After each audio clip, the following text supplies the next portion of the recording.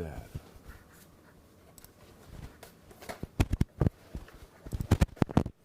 There we are. I had an extra key in there or something. It wasn't. Now it's happy. There it is. You guys set slow mode on chat? Nope, not yet. Okay. We're not totally up and running. It's in one of the weird. Toggle timestamps, edit. But do I have to? Enable monetization? Well, yeah, I want to monetize it. Sorry. The whole fucking point. Give me money. I do this for free for all y'all. Right.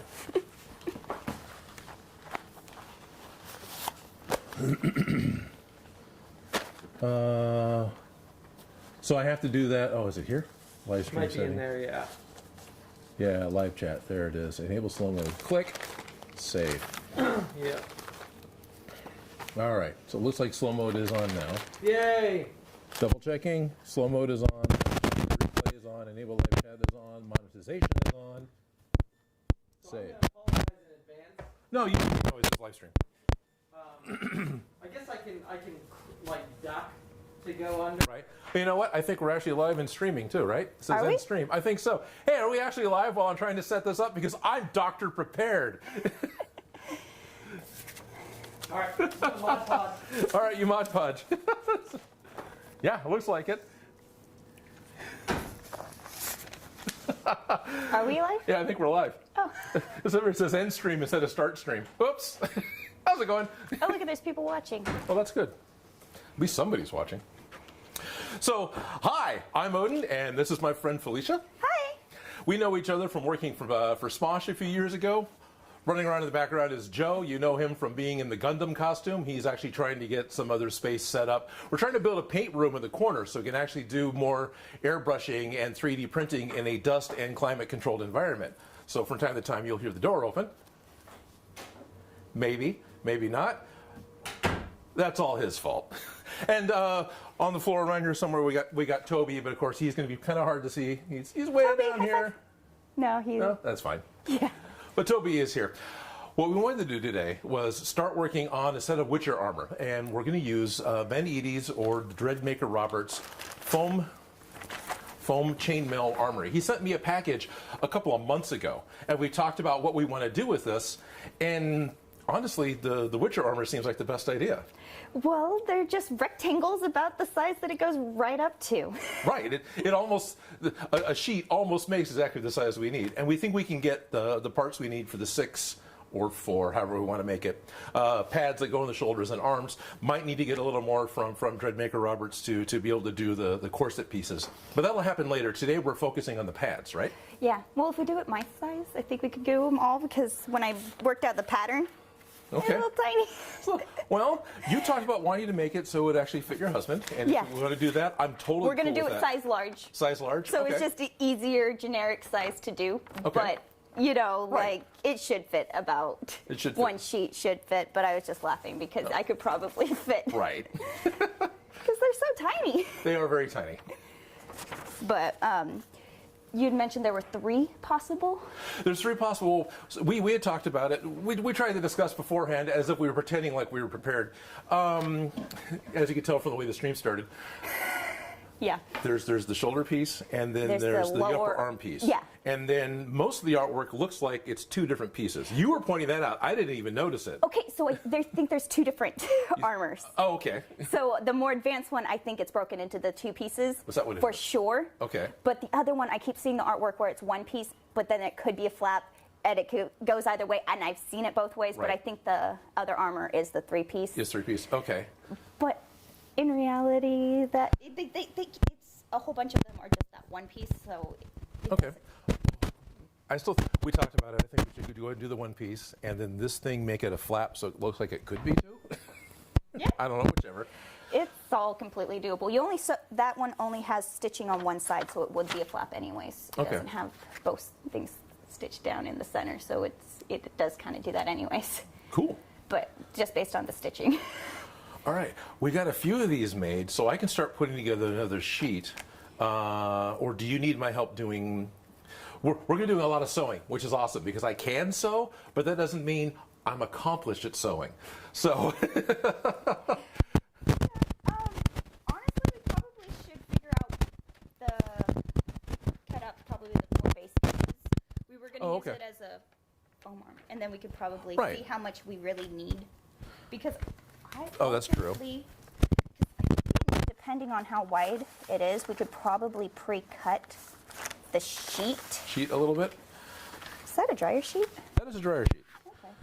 Because just a dryer sheet, if you needed to, you can like rub it a little bit, and it helps cut down on the static electricity.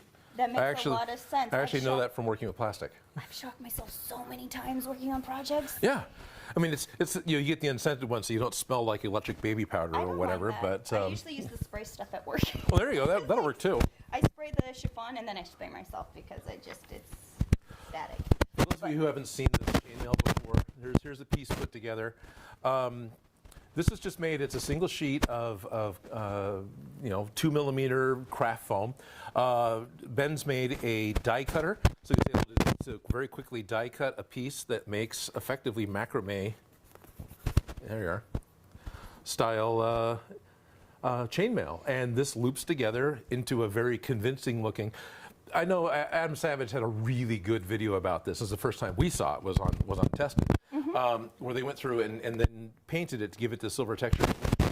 So I'm excited to finally get a project going with this because we've had this stuff for a couple of months. Oh yeah, and I played with it, and it's very much like knitting. Knitting is loopy together. Loops. Okay. Or you put them back, you roll them, or you knit them, and it's just loopy together. And so this is technically a jersey knit. You could tell because you notice how it wants to curl. Okay. And it has a nice bumpy exterior surface, but the back side is nice and straight and flat. Right, so jersey knit is a t-shirt knit, because if you ever tear a t-shirt, it wants to curl up. That's jersey knit. You can always figure out which way is the front because it always curls to the back. Oh, okay. Does that make sense? Anyways. No, that makes sense. It's been a while since I've sewn with jersey. But it also depends on you can decide which side you want to be your front and back anyways. But anyways, so you could do it the basic way, but it's always going to be kind of curling. But you can heat press it, and then it won't curl as much. It won't curl as much? Okay. Just iron it lightly, light iron. Not hot. Right. No, cook it. Make it.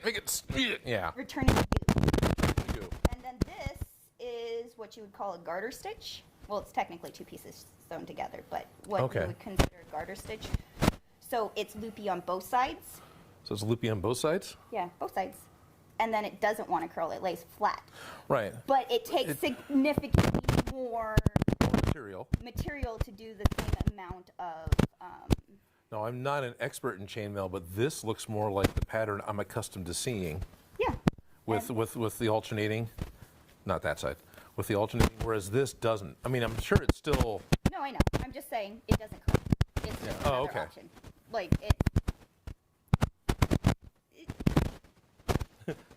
People at home probably saw a couple of black. Can't really see much. Well, anyway. I can't really see the difference between them. I'm just saying. Yeah, it's pretty black on screen because my camera's a little dark. Sorry, It guys. doesn't curl this way. It does. Okay. But you just line up all the loops. I don't know, do you? All right. Yeah. No, jersey knits. Yeah, so. Plus, we'll get more mail out of the pieces we have. Yeah, doing it this way. But I was playing with all the different ways you could do it. Fair enough. Because I was, this is You cool. wanna? I got excited when I saw this. Yes. Oh, it's not down here. Next week, because we want to be back again next week at noon again, continuing this project, we'll bring down the new stuff that Ben sent us, which is scale mail. Oh, yeah. Yeah, that's upstairs. So it's Even not offset it convenient. and everything. Oh, yeah, with offsetting would look really well. Yeah. The phone's buzzing. Let's make sure I don't have a moderator trying to send me a text.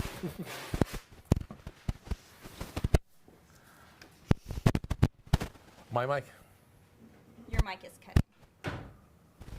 Oh. My mic is cutting, okay. Put in the mic. Oh, right.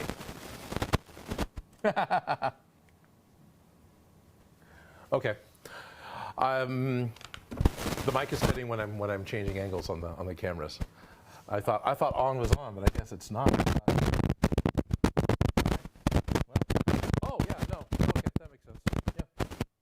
Sorry, guys. I guess I can't be changing camera angles anymore because it cuts the mics out because the mic follows the camera and I'm plugged into a camera. You know what I didn't do? What? Hit record because all of a sudden I realized we were streaming. Okay, well, we haven't started building yet. We haven't started building yet. All right. Well, we missed out on some of the intro. So I'm also going to be recording this because the ultimate plan is to take the pieces that we're doing and make an actual build video out of it. But first, we'll just live stream the building for the fun of it because I need to do more live streaming.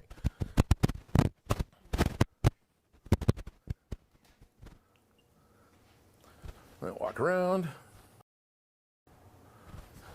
Walk in front of the camera because I'm a professional.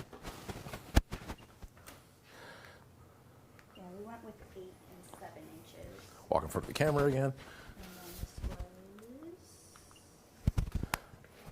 9 inches. All right, so I've got all 5 of my cameras turned on. Now, something that I haven't talked about a whole lot, I have in a couple of live streams, because I've got 5 different cameras set up, right? The one I'm talking to, I got one right over there, I got one there, and one up there. All of them have microphones on them. We're wearing microphones connected to the camera that we're looking at. But to do an edit in post, you need to sync them up. Cameras run at their own speeds. After a time, things slip and don't stay in perfect sync. But if you do things like in the beginning, you can tell where that point in time is synced because you can see that spike in the waveform on the timeline. So now I can line all 5 of these up, and by the time 2 hours is up, they'll slip a little bit and I'll have to kind of fit them back together. But for the most part, the camera we talk to will always have our audio synced to it, so everything else is hands, so it's not that big of a deal.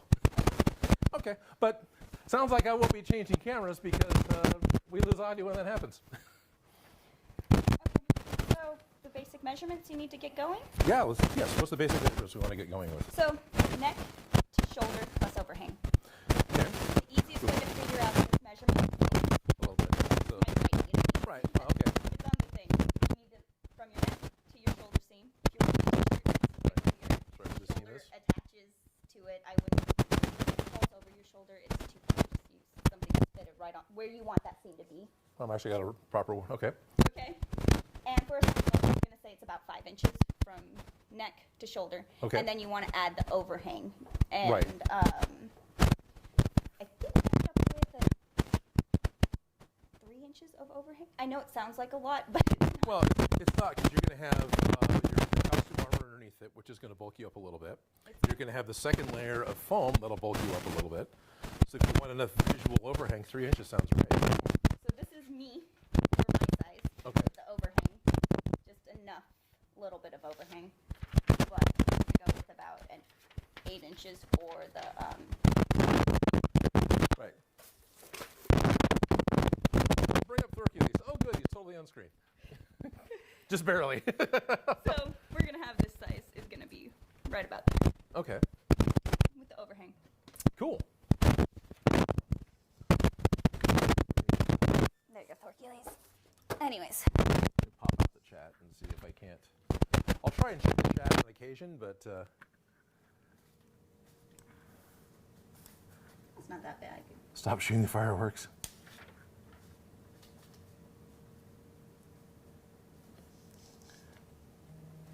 No, that's not that big of a difference.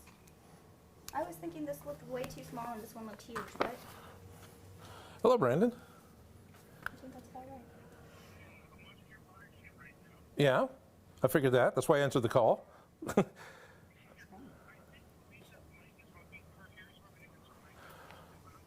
Oh, is that what it is? Is my hair hitting the mic? Your hair is hitting the mic. Yeah, can you put the mic a lot lower? Yes, I can. Okay. Okay. I can also throw my hair up. Right. Hi, I'm taking a phone call from McThor. If you don't know who he is, go look up the Big Vengers. I'm talking to that guy. Now you have no time. Oh, there we go. Oh, hey, now I hear me on the phone from you. Okay. All right. I forgot to even check for that. It's been so long since I put a mic on anybody who had hair. Fixed. Oh. Oh, okay. That would do it. Okay, I thought they were complaining that the mic was cutting out because I changed angles. Let's see. Is the angle? No, that's what I thought the audio maintained when I changed angles. Okay. All right, well, thank you. Thank you very much. Feel free to text or whatever. I'll be able to hear the phone easier than the constant. I've been trying to pay attention to the live stream, but it's not as the live stream text, but it's not as easy when I'm also trying to be a host. Cool. And now everyone else knows that too, because this is totally not a recorded conversation. Thank you for letting me know. All right. Bye. I'm sorry. It's all right. I forgot to even check.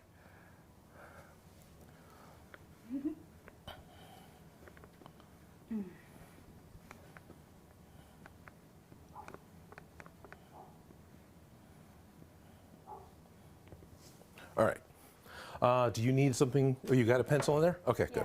Yeah, I'm good. So You gonna want another pencil to work with? no, I think we have a rectangle. We just got to cut it out of either foam. But I was thinking Okay. of using. Yeah, we talked about foam at first, but you brought. I brought a purse because I was going to throw this away and get rid of it, and it's felted wool, which I think would be more of a. More appropriate. Sorry for hitting my mic there. Yeah, got used to the Yeah. So if you have a razor blade, I'll just like. razor blade, or do you want scissors or razor blade? Razor blade. Okay. They got a. I know seam rippers are what people technically use. Right. Well, I got one behind you. Where did my razor? Huh. It's all good. Where did my good foam knives go? That's interesting.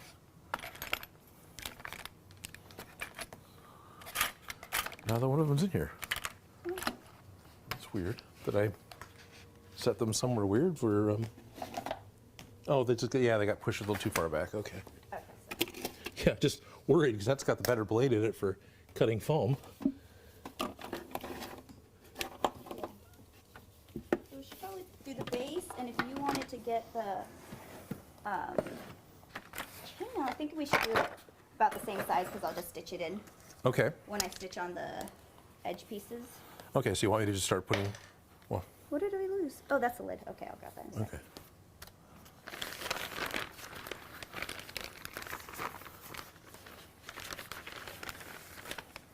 Oops.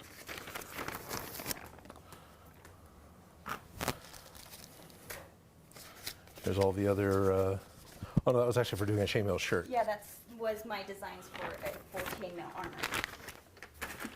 3 different patterns. 3 different. Right. Depending on which way you want it, where you wanted to stick your seam, whether you wanted a side seam, a back seam, or Good question here. Canned Tuna is asking if we're going to make the armor from the game or from the Netflix show. the game. We're looking at doing the game. I do love the Netflix show, and Yeah.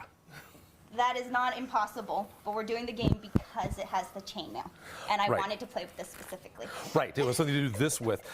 Because I've been feeling guilty that we've had this for a little while and haven't done anything with it. I was trying to do full-on chainmail suits since right before the pandemic hit. Gotcha.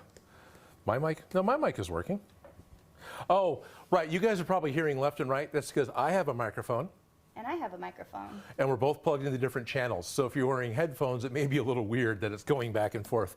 I apologize. That's so in post-production I can actually separate out the channels and we can both have decent audio because we're recording this too. K Vortex has got a great question. How do you guys organize your foam? So how do you organize your foam? All right, she doesn't really. I steal yours. You steal mine, that's even better. I've got, if you've ever been to a couple of art places, either are the ones that sell prints or even art stores, a lot of them will have vertical separations to put artboard in. Well, I've got that, but it's horizontal. So I've got a shelf that's only about 4 inches, 6 inches tall. It's got just hardboard, masonite hardboard wood bottom, so it's very smooth. And I'll unroll my foam and shove it into the shelf so it can just sit there and get used to unrolling. And I'll stack different pieces because I'm pretty much still using HD foam, but I also get foam from Tnt Cosplay, and I have some large sheets of What the Foam, and all those I'll unroll and stick on those sheets onto the shelves so they'll kind of calm down and not be so curled. And that's pretty much how I store my foam. And then there's a small cubby off to the side, more like a shoe cubby thing that I've got the smaller pieces of craft foam and stuff put into. So it's all pretty much on the shelf. I was thinking about setting up something where I could hang my large What the Foam sheets, and I got a large sheet of 4mm from Tnt Cosplay that was 1 meter by 2 meters long. I thought if I could clip the top of it, kind of like a large clipboard, I could suspend it from the rafters because I've got a 16-foot ceiling, and then gravity will help make it straighten out. And it's a little bit warmer up there, which should help make it straighten out too. But it would probably get pretty dusty. Well, this isn't square, but sure. I was like, well, can I use a straight seat? No, it's not square. He took your scissors. I won't get to Well, them. no, maybe, No, he took them. he took them? Oh, yeah, he did. Brought them back, though. Well, these are, The other ones. yeah, those are the ones that got nicks in the bottom. They may not cut as well. That's okay. So I'm hearing a lot of people saying I can only hear one mic or it's only 1 year. I'm sorry, I've got the separation going. How do you know if I can change that? Let me see if I can change that in the settings of the. Where's audio? And nope.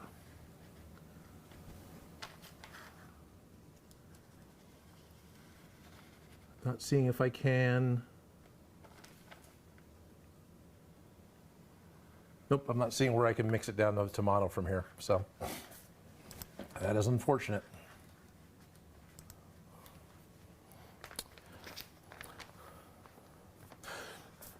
Do you need to start doing one of these? We talked about once, and I Yeah, got distracted we need being Mr. 4 Full Sheets, full sheets. because I know that just doing this can take up a lot of time.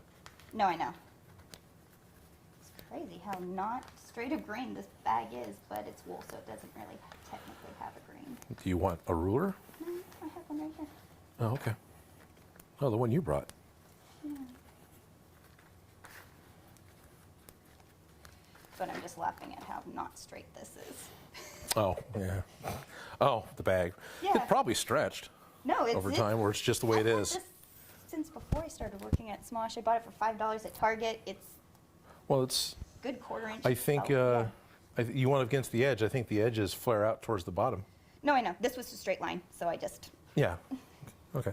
It's straight lines. Yeah, it's straight line still. They're still straight lines. Do you, if you want, I can get you my Ginger fabric scissors. Would that be better? No. The silver ones, can I see them? I can see them from here. Even with my glasses off, I can see them.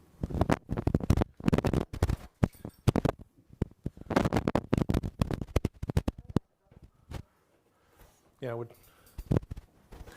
There's 2 pair that are fabric scissors, and there's one of the fulcrum with a different spot that's for leather. That might be easier to cut with. These are the leather ones. Yeah.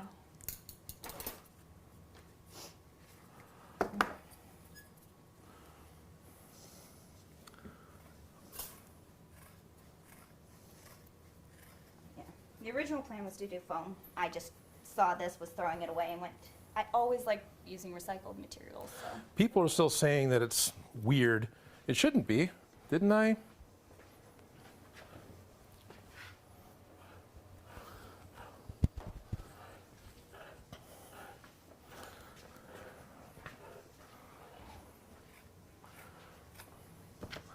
From what I can tell, I've got my microphone, and it's on. Hello. Right. I mean, I'm not monitoring the air. It's just we're on different channels. I don't know. Yeah, I don't know. My battery isn't dying. Well, the battery's getting low. Yours is fine. Yeah, I have 2 blue glowy things. Right. It was just charged.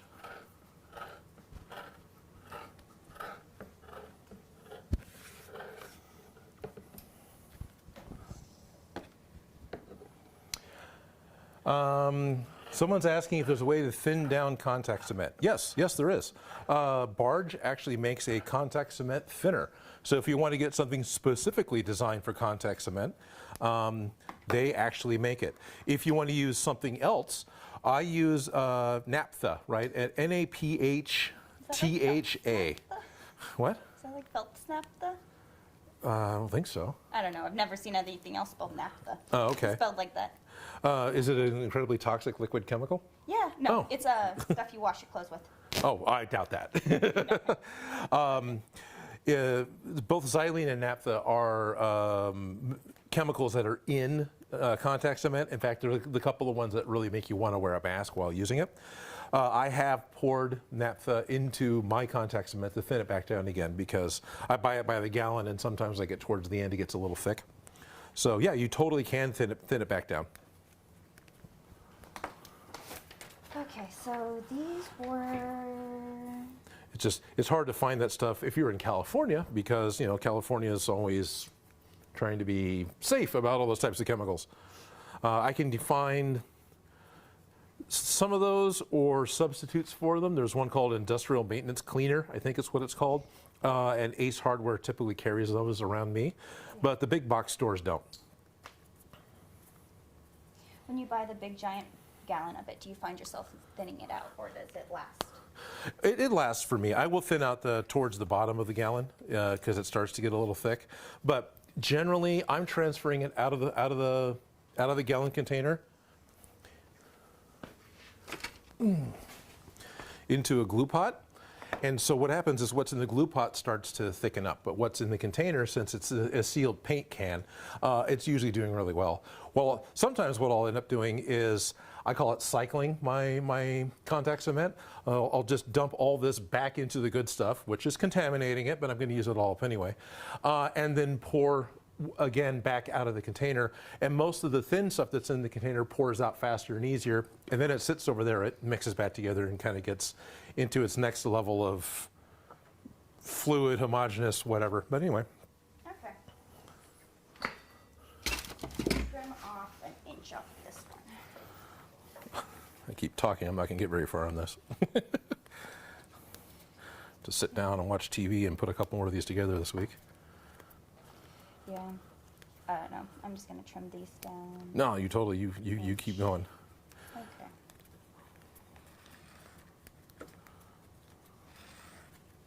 Yeah, that didn't mark at all. You know, it works with foam.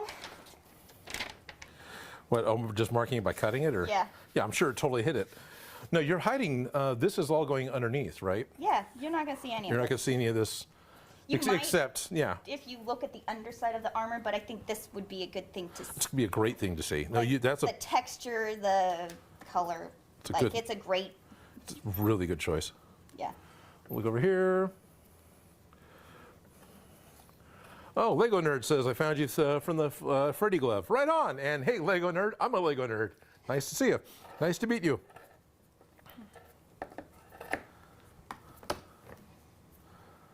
Oh, there we go.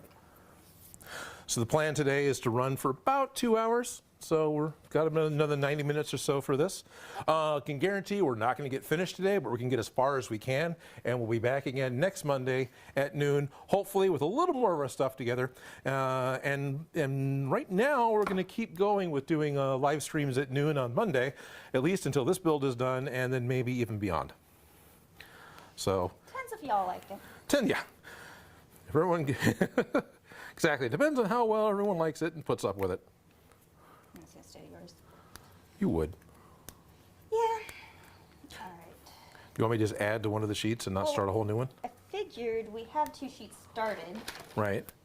Oops. that aren't quite big enough, so I might as well just finish those ones so I can Cool. get them going. So then I have to remember how I did this. Yeah, me too. 2 seconds. Haven't got there yet. Yeah. What's fun is we got to pulling these apart, and then you and Joe put most of them together. I think I've done very little. Yeah, I definitely was playing though. Yeah. Okay. So just the loops, go through the loops.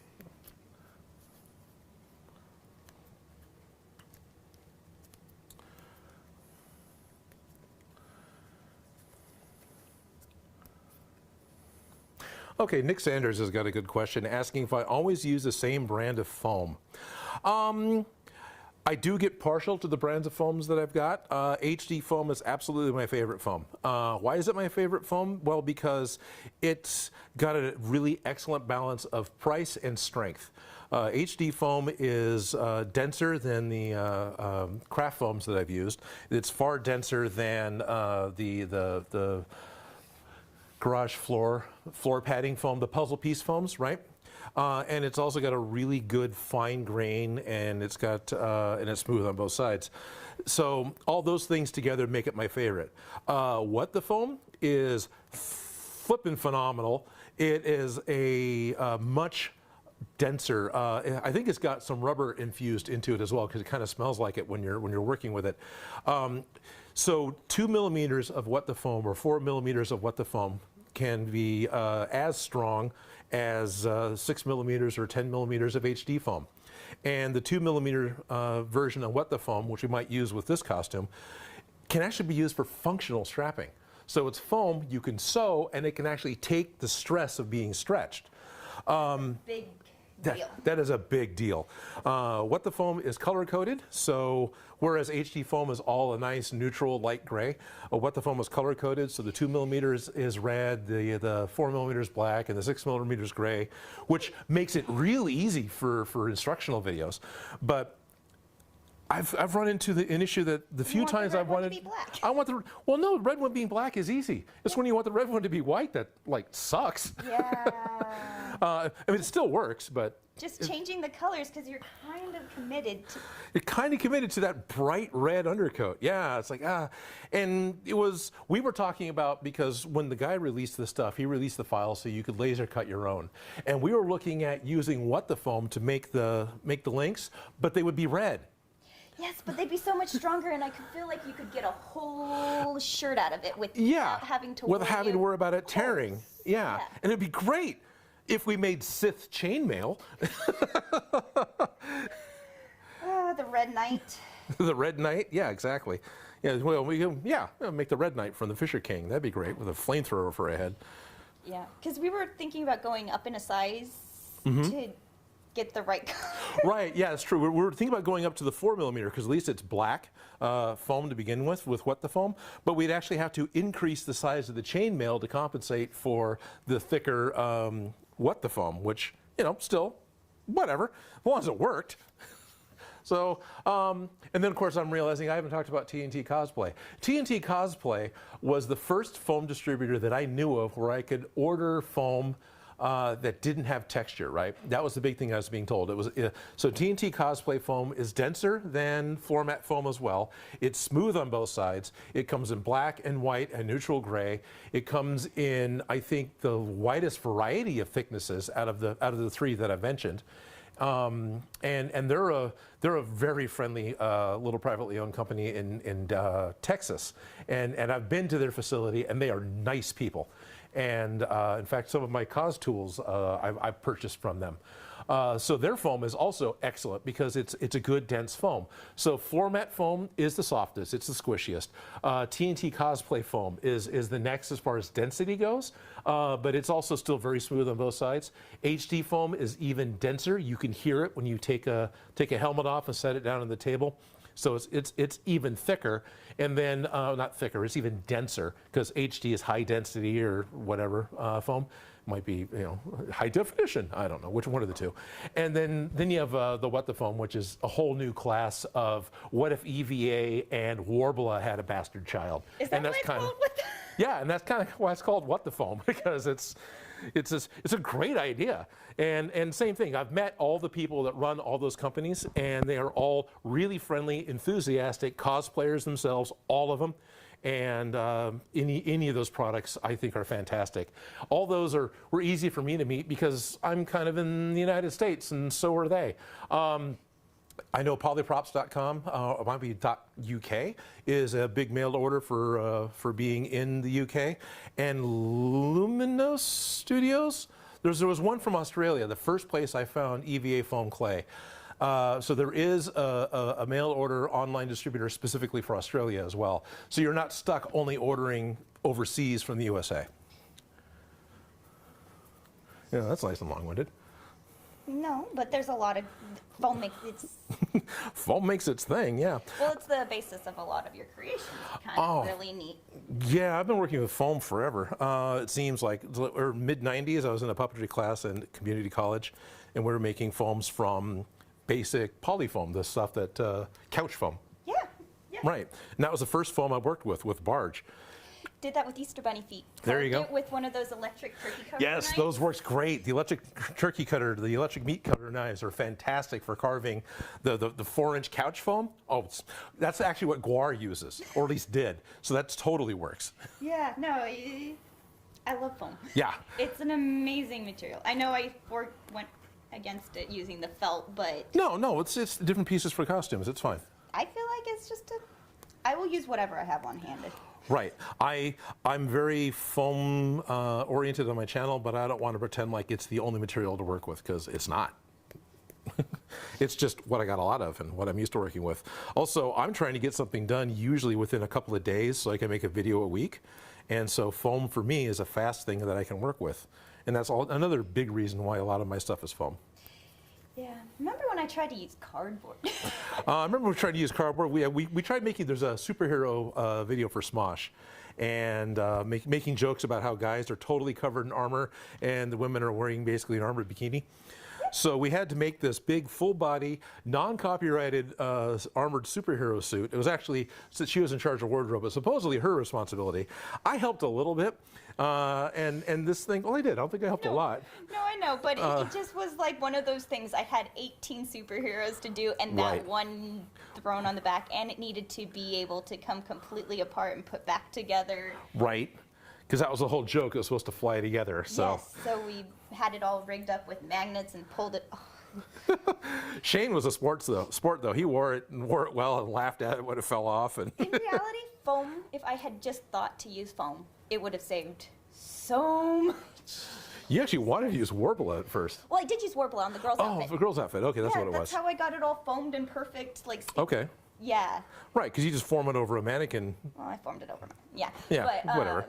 You form it, and then you got it, and it's There it rock is. hard, and it stays Right. there. And I loved working with it. It's the first time I ever used it. Although after a certain point, it reminded me of a fruit roll-up that would just kind of tear apart. Yep. So you can get Warbler now at Michael's, and yeah, actually Michael's carries Warbler. It's never, you can't use their coupons on it, but it's there. And also, Joanne's coupons. I don't know. Also, Tap Plastics, although I found out No, they're that's a where we West got it the Coast first chain. time, yeah. Yeah, and I was told from some of my friends in Southern California and Hollywood area that the Tap Plastics actually has it the cheapest for retail, which surprised me because I thought it was pretty pricey. But apparently it's really cheap there for Warbler. They definitely have a market. Yeah. This is exciting. We're pulling chainmail apart. Hey, kids, how's it going?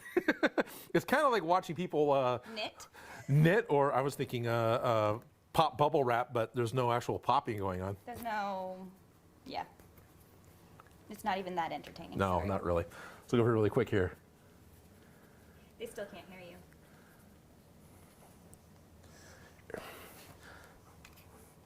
If there's a problem with me being muted and looking away, it's probably because the channel on your headphones isn't working.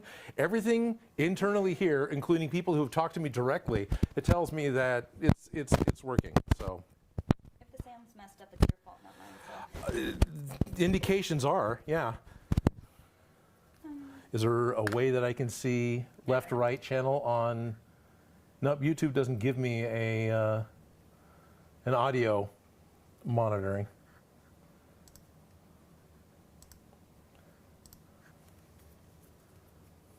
Hey, hello, Nicole King. How's it going? It's one of my Patreon people. She's great. Talked a lot to her. Cool. In fact, still trying to talk to the Anycube about getting their printer video put out.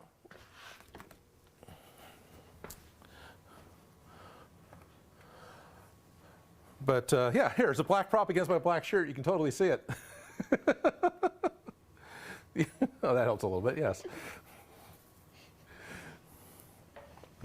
So yeah, Got this was 3D printed from a STL file that was supplied to me from Nicole on my new Anycubic Mono X, which isn't even shipping yet, but trying to get that video approved to get it put out because, you know. This looks like you can actually cut somebody. Yeah, it probably could if you tried really hard. Well, you could take an eyeball out for sure. Oh, for sure. Yeah, I'm getting confirmation from Luke saying listening without headphones and you're fine. So chances are it's It's that left-right audio thing. right. CJEMM5D, I don't know why, but I really like making canes and staffs. I use dowel rods and pieces of PVC and then cover them with electrical tape, which is a fine idea. My first lightsaber I built was like that. Right, yeah, me too. PVC and colored duct tape. Also says, I've carved a tree limb into a walking stick. I had friends that did Ren Fair. Ren Fair? Ren Fairs, okay. Yeah. Indy and her guy. And the boy one. And the boy one. They fell out of favor shortly after I met them both, so I didn't get to talk to him much. But they made walking sticks and pipes and a few and pens, and they would do the Ren Fairs. They did Northern Fair and Southern Fair and went around a bunch. He would spend a good chunk of the second half of the winter going to places where there was a lot of willow trees and a lot of other trees and getting raw material. And then they would spend the majority of the spring carving and making all these staves, and the garage would just fill up with these staves, and then they would start doing the Ren Fair circuit and selling them off. Oh yeah, totally. Yeah, and it was pretty neat what they were doing. I think Bevan, I think my favorite story that Bevan had, he had, you know, your standard braided goatee. Right, so that's very common amongst that particular circle of people, right? Just having the longer hair and the braided hair. He was very proud of a particular short staff or wand or something that he had carved up on a lathe. And he wanted to get a picture of it.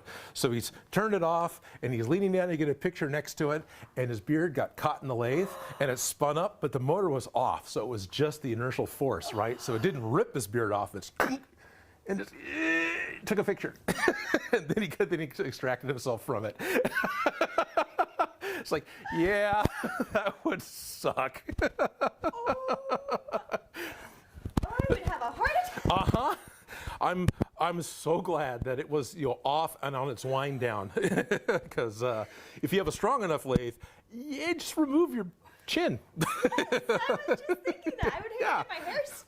Right? Because it was just a braided goatee. It wasn't a full beard. But yeah, Indy and Bevan, a couple of really fun people. I'm really glad that I got to know them.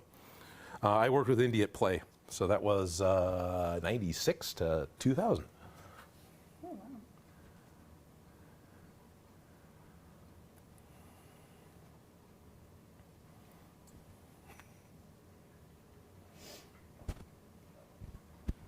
Hey, Toby, stop it. You need some tub time? All right, that's what I thought. That's how you get your dog to behave, by threatening him with a bath. Well, if he starts scratching at his butt, he doesn't stop, and then he'll like start right. bleeding. Oh, delightful. Yeah, you know, the whole world just heard that. But I tell him tub time, and all of a sudden he stops. He's Okay. Like, I have no idea what you're talking about. But I can like be like, stop biting your butt, and you just won't stop. There you go. You're doing good. Yeah, there's a Toby down there. There's a Toby down there. I think this one's almost there. I think it'd use one more strip. All right. But I put the strip on halfway backwards.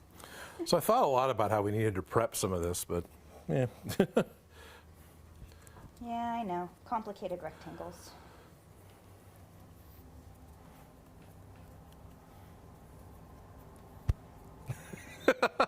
CJ, who earlier was laughing about how, actually talked about his comment, says that they got a wood lathe from their grandpa, and secondhand, waiting to make their first project with it.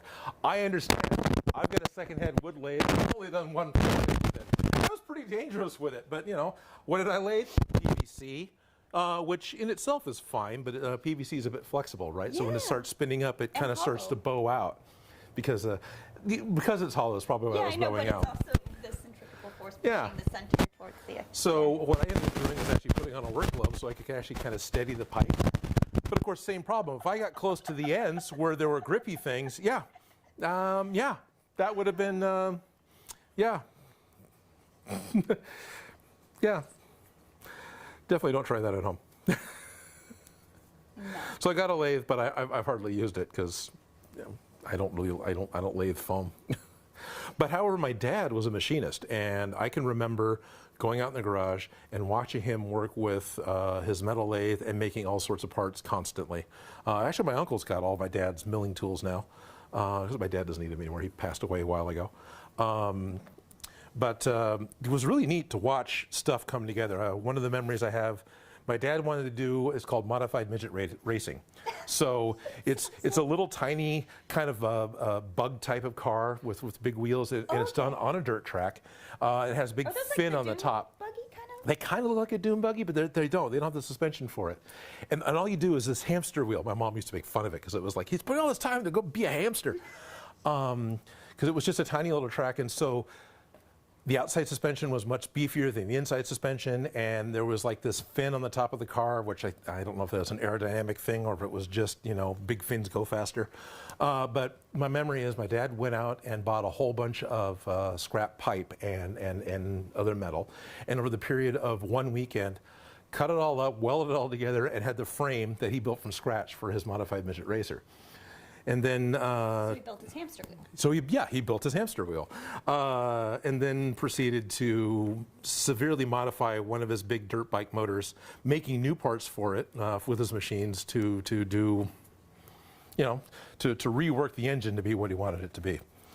But I was a snotty kid, and I didn't want to learn what Dad was doing, so I never went out to actually learn how to use metalworking tools. And yeah, that's a regret. Yep. Of course, I learned how to use foam, but there's been more than once. It's like, Dad really wanted to show me, and I just didn't participate, and I really wish I had. Yes, Waynard says, I need an apprentice in the shop for the busy work. Yeah, I do. Come on over. It's all busy work. It's all busy work. That's what crafting is. That's- It's just a bunch of It's a bunch of busy work, it is. That's partly why I'm trying to tell some stories, because this is like compelling, but this is, with the magic of editing, you would jump past all this. Something that Starius had noticed when I've done another project, doing a live stream, is I spent 2 hours marking things and cutting things out and prepping things and starting to glue them together. And then in the final edit, it was 2 sentences and gone. So that was 2 hours done in 5 seconds. But honestly, do you need to see constantly? I don't know. I don't know. Some people maybe. If there's interaction like this, I'm all for it, but I don't want to load up one of my weekly videos with that, which I'm still doing weekly videos. I'm going to have one this week. It's going to be the beam rifle from the Gundam, the full suit Gundam. That's going to be coming out in 2 days, actually, on Wednesday, 10 a.m. my time, which is Pacific. That's when that video will finally get posted. My wife is upstairs doing some of the final editing right now. So multitasking at Odin Makes. Busy work. Busy work. And I don't care if I'm weeding them and you're putting them together. That's fine. Yeah. As long as it goes together and happens. Just don't want to tear anymore. Looking over here. X Vortex is asking, how do I get into the prop making business? Well, you just start. You decide that's what you want to do, and you just start. Nobody, well, I shouldn't say nobody. I would imagine the vast minority are ones who just happen to walk into a shop and just randomly get hired.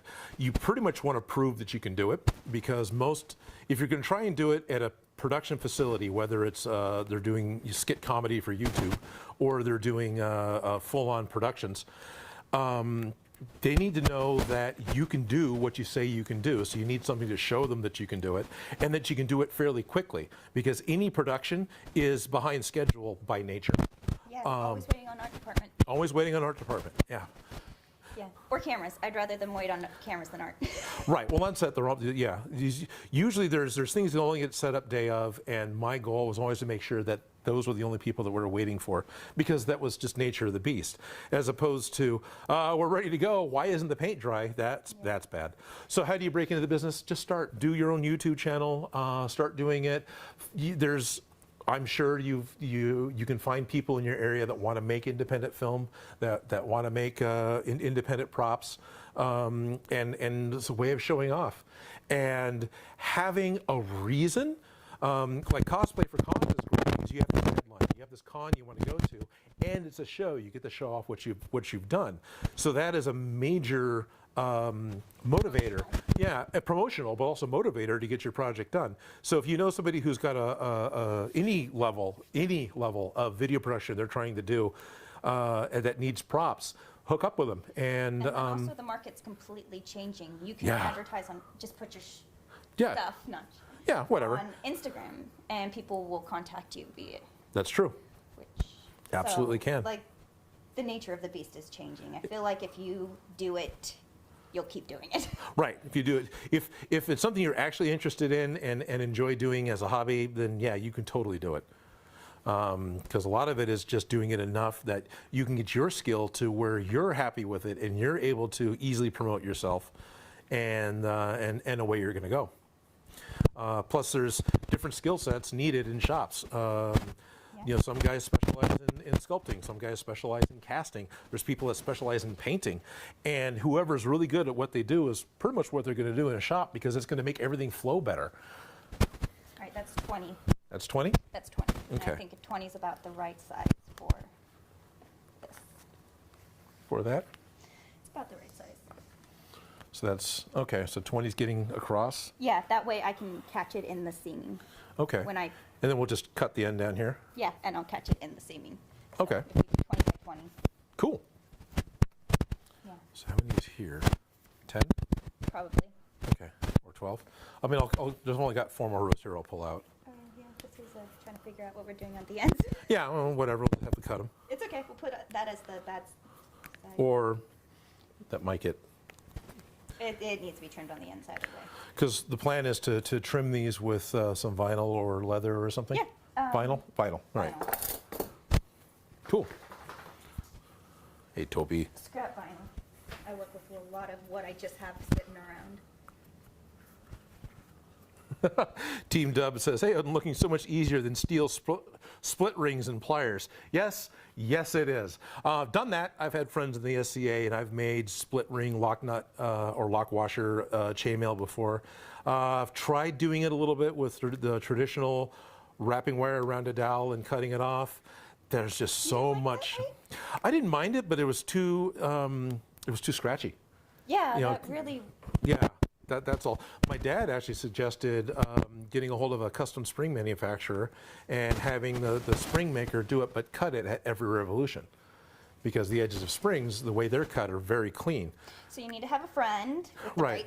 With the right equipment, exactly. No, ultimately, being able to buy lock washers in bulk is just simply the easiest. And yeah, this is, and it weighs so much less. Still my favorite though. It's got to be what I did with Lord of the Rings, where they actually cut rings into Out of the drip. plastic? Yeah, the drip system. That's what pipe. we used at the, so when we did that one video of Clash of Kings, was Clash the of video Kings, right. game, we had so many different types of chainmail, but we Right. rented the plastic chainmail, like the kind that they used in the Lord of the Rings down Right. from LA. We had that shipped up here Sure. for that, and so we had that plastic stuff, which was like my favorite. It was so lightweight, and it just moved like chainmail without the weight of it. Right. But then we had the real chainmail, and then we also had the remember that. knitted chainmail. Which was a classic thing to use, like Yes. 60s. So it was macrame spray painted. Yeah, Yeah. Ian was his gold chainmail was spray painted sweater, Uh-huh. and that's one of the ones we rented from LA. It Okay. wasn't a Decades That costume. one wasn't a Decades costume? No, well the real metal Right. clamshell was, but Oh, okay. sorry, I call those clamshells. It's fine. But that was real metal, but his chainmail that he was wearing was Hollywood knit. Hollywood knit. It Okay. was just knit, but it was the chainmail. And then poor Olivia, she had the real chainmail on over. Well, she had major speaking role. No, well, Ryan wanted her to be huge. She's tiny. She's, Oh, okay. She's really petite and really small framed, Right. and he wanted her to be as big, if not bigger, than Anthony. Okay. So I put her in football Oh, okay. shoulder pads, and then I put the We used the plastic chainmail over the shoulder. Oh, that's pads. good. Okay. But the headpiece she had Oh, had the big, like. the big coif, not coif. Yeah, it was a coif. It had the Okay. big collar piece to it that really sprawled out on the football and things. So she had extra weight just right on top of her. Okay. Poor girl, she was a trooper, held it together. And then I think I put the main cast in the plastic chainmail, but they had real metal coifs Okay. because it just looked better. Yeah. But then I put the people in the background in the knit ones, Right. and it looked. You couldn't really tell the difference. No. You get far enough from the camera, you can't tell. Yeah.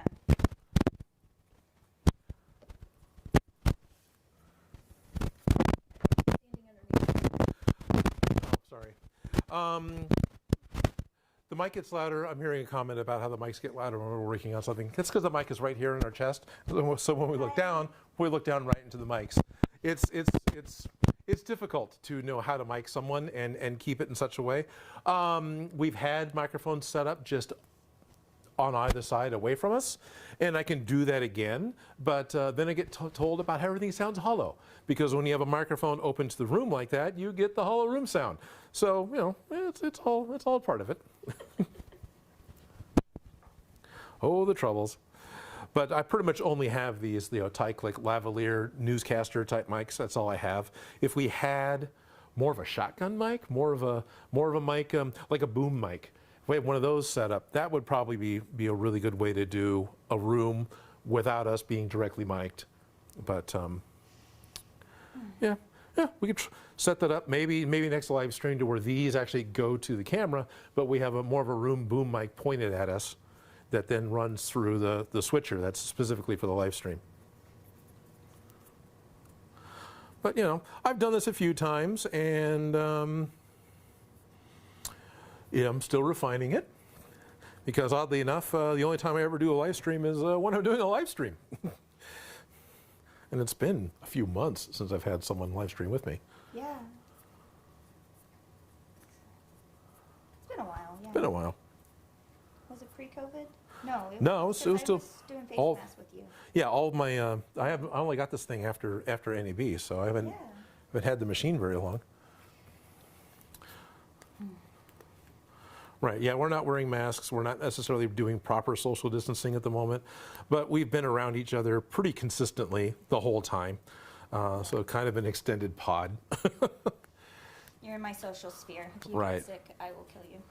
I will do my best to not get sick. I tested negative and got my results back last Wednesday, so. And I had that big scare and made sure I didn't see anybody in before I got my Right. test results back. But jeez, this year is crazy.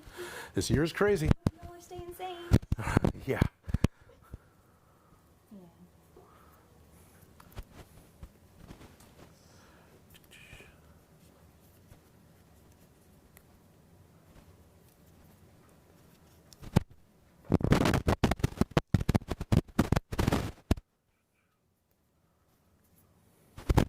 Here isn't. No. Oh, no, you should be fine. I was not pointed at you, but.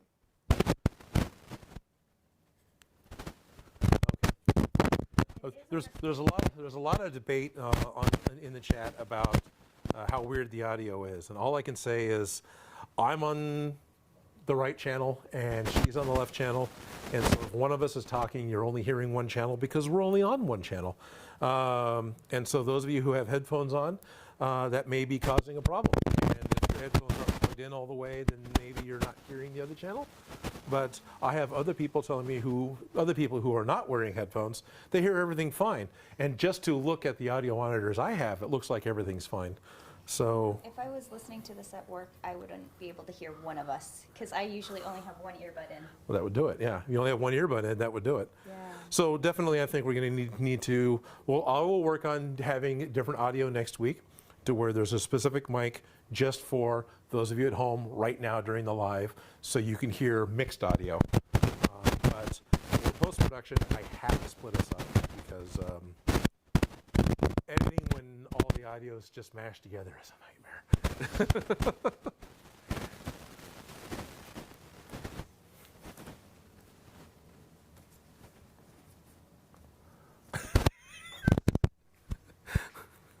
I'm laughing. Nick King is saying that talk about how my wife will come into the studio and look up at Soul Calibur here behind me, and yeah, she does. She literally will get all glossy-eyed. It's my puppy. That is my wife's favorite prop that I built. That one right there. That's it. She is super protective of that guy, which is okay with me. I'm really happy with it too. I get a huge kick out of how much she enjoys it.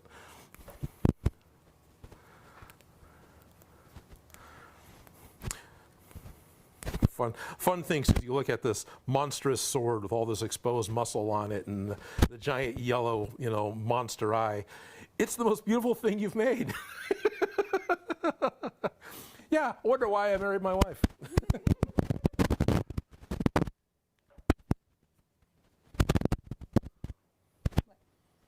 No.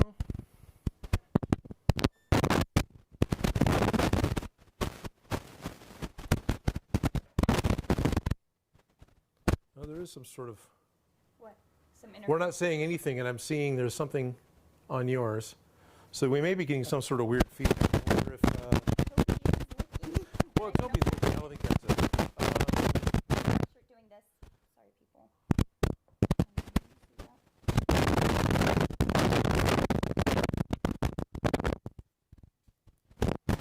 So adjusting our mic. Work in progress. Previously, when I've done live streams with her, we would just put the mics, like I said, off of us. But the room sounds totally different, and I don't know, maybe we go back to doing that. I don't know where else to stick it. Can you put the receiver higher up, maybe? Maybe. Well, that was in my hair, and they told me to put it lower. I'm at the actual transmitter of the box. Where should that go? Can you take this Does that? being there, not behind the table? Mine's in my back pocket, but I have a totally different model. Okay. You've got the Rode one that was made for YouTubers. It's a $200 wireless mic. It's a great mic. It's actually, I think, what Tom Scott uses, but He has terrible audio most of the time. he does. Yeah. Well, he always likes to film in windy situations outside. Well, he's always trying to be outside, yeah. But he's got that little mini dead cat, the fuzzy things you put over a microphone. That's often called a dead cat on set.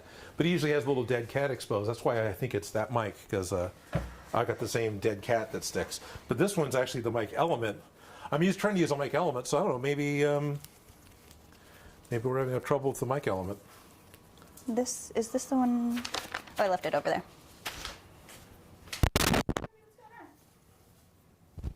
No, we're not going. Come on. Over here. Not yet. Soon, though. You want to say hi? Come on, up. Good. Oh, he's not going to go that tall. Well, Pirate Johnson, I can't replace the batteries on hers because it's rechargeable. Sorry. That's all part of it being an inexpensive wireless system. It's a good inexpensive wireless system, but it is inexpensive. How many more do you think you need? If we're lucky, we'll actually start sewing today. I know, right? 1, 2, 3, 4, 5, 6. I have 1, 2, 3, 4, 5, 6, 7, 8, 9, 10, 11, 12, 13, 14, 15, Good. 16. You still only want 20? Well, the upper arms have 20, and then the... Oh, right. So we need more for the lower arm still? Yeah. Okay. I need to pull up a picture to see which way the grain is. Just for reference. Need a different picture? Nope, that's a perfect one. That's the one I was picturing. Okay. So if we are doing it this way, this is the little arm that goes this way. That's not the correct way. It should be going Well, the grain should be going, this way. yeah, this way. If the arm is like this, look, Yeah, isn't his grain a little bit on the wonky? Well, a little, but it's texture mapped, right? Yeah. What I'm seeing is this grain, Yeah. disc grain. I'm seeing it being this direction and this direction. That's what I was. So it's going along the long form of the body. Yeah, I just want to make sure I get the grain as right as I can. You see it here too. Yeah. It's definitely not. Because it's on the definitely waist running he does like a side. that direction. Yeah, the waist is vertical, Yeah. but it's definitely running that way on the shoulders. So this And it it's would- pulled a little bit too, but whatever. Yeah, well, that's going to be on this part. You can pull it a little bit. Yeah. So I think 20 and 20 should be about right. Let me move that over and then there, maybe. Oh, there we go. Now you can see both. Okay, Luke is asking, can you explain the grain? Alrighty, so fabrics have grain, wood has grain, right? That's kind of where it comes from, is wood grain. The direction of the pattern and print. So, yeah, or the direction of how the fabric is woven, right? So in this particular case, Go for it. the grain would be, to me, this is the grain. Am I saying that right? For you? Well, technically, it has 2 grain lines. Well, it has 2 grain lines, right? But talking about the grain, from my point of view of talking about it here, I'm seeing lines running this direction. So for me, that's why I was calling it a grain. Yeah. And the green line is usually the direction. Okay. I love how I'm trying to confirm, and she's like, yeah, sort of, maybe. So I was like, all right, just correct me. No, you are correct. It's just, it gets way more complicated than it needs to be. Okay. So, yes. All right. Well, trying to keep it as simple as we can for foam. So saying that, so if anything that goes in this direction, for our purposes at the moment, would be going with the grain. So right now, this is with the grain, and this would be against the grain. So the grain is just the visible waviness of the foam, of the links, more or less. But it is a double grain because it does have one that goes the opposite direction on the back because of the way it's woven together. But we're just making sure that the loops look like they're going the correct direction, because the way his loops are on his stomach, It's very vertical. Yeah, and the way it goes on the thing, it's kind of, they just kept the same texture pattern and then brought it up to the side. Doesn't it look like they kind of did that? Now the No. loops are... It looks like. No, you're right. It is flipped. Yeah, it looks like basically, with the exception of it, if everything was done the same direction, and Yeah. it was the same way on the arms, and it was the same way on the shoulders, but tilted. And that's kind of what it looks like to me. So it looks like it's this direction on all parts. That's what I... Okay. Yes. Trying to get that. Trying to get that ingrained into what we're talking about. Oh, yeah. But anyway, that's what we mean by grain with it also has to do with the way a fabric will stretch, because you get the grain of a fabric, Get warp and a weft grain. a warp and a weft grain. A Okay. warp and a weft grain. So And the weft goes from left to right, because you think of weft to left. okay, no, that works. Like And then warp are the stronger strings. Oh, the that stronger they're the ones that the little strings get woven into. So Okay. the warp and the weft. So when you talk about grain and fabric, you want the strong fibers Right. vertically, so that they have as much strength as they can. Okay. And then you use the weaker wefts Weaker weft stuff. Okay. go in between. But just random fact: if you tear fabric, it'll always tear straight of grain. So it'll always tear along. Along its grain. Yeah. Okay. So if you really need your fabric to be a straight of grain, you tear it or pull the thread to find out where it is, and then you use that as your grain reference when you Oh, cut out okay. patterns, so that your fabric doesn't whoop on you. Right. Yeah, that's never happened to me. I've got a sewing machine. I didn't take care of it, so it's seized up over there full of fuzz for. Well, I currently Anyway. don't have a sewing machine, but work Right. with one every day. Tis not the time to buy a sewing machine. No, not the time to buy a sewing machine.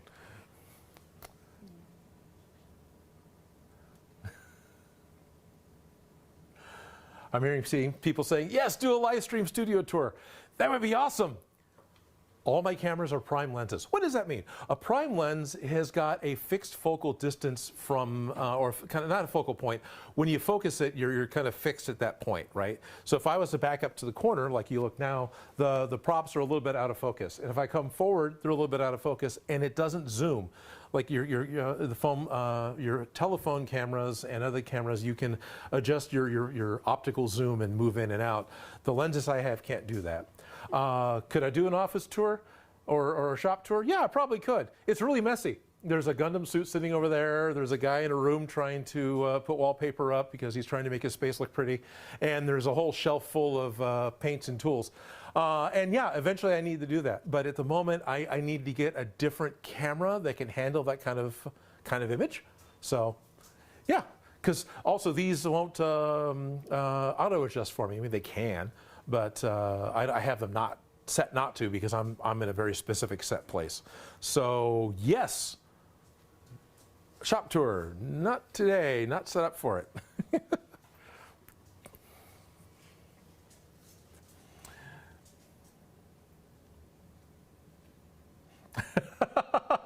Poor Nick Sanders is also trying to watch the Liverpool and, oh, I missed it. There it is, Arsenal match. So trying to watch us and the Liverpool and Arsenal match is very difficult. I'm sorry, but you know we plan on being done in about 45 minutes. Hopefully the Liverpool and Arsenal will run longer, and you could actually see the climax of that uninterrupted. Sounds like a good match. Sounds like a really good match. I've got to stage manage a football game, well, soccer game before. That was fun. Oh, that's Staff cool. Republics, yeah. I don't know. Yeah. Nick King is asking me, hey Odin, how's your Mega X working for you? My Anycubic Mega X, the filament printer, is working fairly well. I haven't ran it in a couple of months. The last time I think I had old filament and it would, it printed fairly well and then would suddenly stop and just kind of sputter and didn't even print spaghetti. It just kind of stopped. And it was, you know, probably just me not taking care of it. Is it the resin one or is it the? That's the filament one. Oh, okay. I've got Well, like filament, 3 different but yeah. Anycubic printers. So yeah. Yeah, I know. I like the resin one the best out of all of Yeah, yours. me too. Yeah, that's just Torcules. Thorcules, yes. All right, K Vortex is asking, does Joe work in the shop with me now, and is he with us right now? Yes and yes. So I've known Joe for a very long time, and he's pretty much working in the shop now, all pretty much consistently. He's here not every day of the week, but almost. He's the one that's in the Gundam costume. He's helped me out on a number of videos getting stuff done off camera, right? It's usually all presented as I'm doing it all because it's Odin Makes. But I do get help with getting some things done in order to get stuff done on time. And yeah, Joe's doing a lot of help with doing that, helping me with doing that.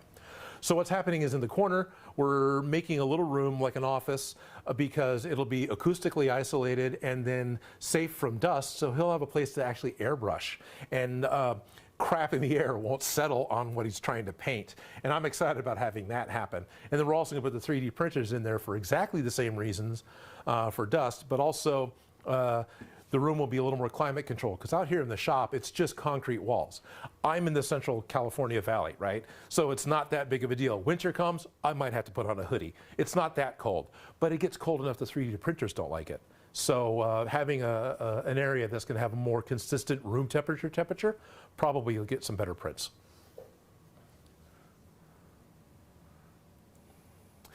Team Dub is asking Odin, have you ever thought about working with foam manufacturers to roll out your own Odin Makes brand foam? Sounds great, but it's maybe later.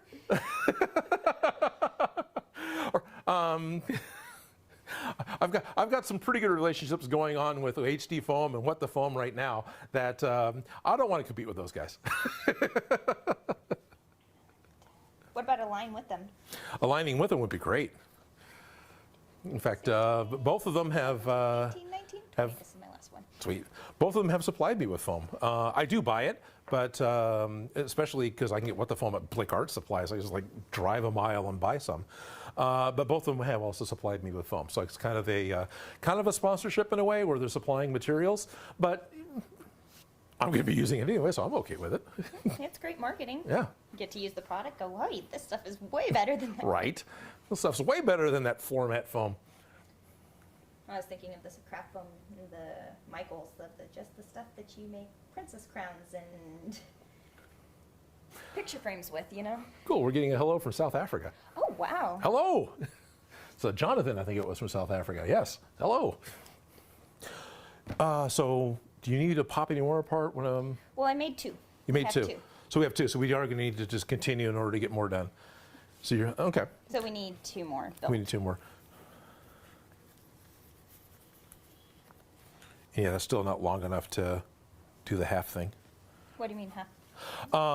Well, the next pads, we're going to put a line in the middle but it's still not Oh, enough to be that yeah. distance. They're still short. So, just kind of curious. No, I know. That's All why right. I was kind of curious. So I'm going to spend the rest of the live stream popping popping stuff apart. That's okay. Hopefully you'll be able to set the sewing machine here soon and get Well, going so on making here, pads. I was gonna just tack them down real quick and then Yeah, please cut do. out the strips. But one last row. So, my wife has entered the room. She's hiding off camera. Someone was pointing out, one of my patrons was pointing out how much you really like the Soul Calibur sword. And because I've talked about the story about you walking in here and kind of getting a little glassy-eyed and saying, "It's my puppy!" That's my puppy. That's my puppy. So cute. You just didn't make it look scary. You made it look friendly. Bloody, but friendly. Well, I'm sorry, I didn't quite make it scary enough. I guess maybe I don't think that way. I don't know. I kind of tried to give it a little bit of an angry eye, but I guess there isn't quite enough of an angry eye going on there. It's just an eyelid. It's not, there's no eyebrow. It looks Yeah, mellow. it's totally mellow. Probably in a mellow mood when We you got a party going on in here. Yep, party. Yep.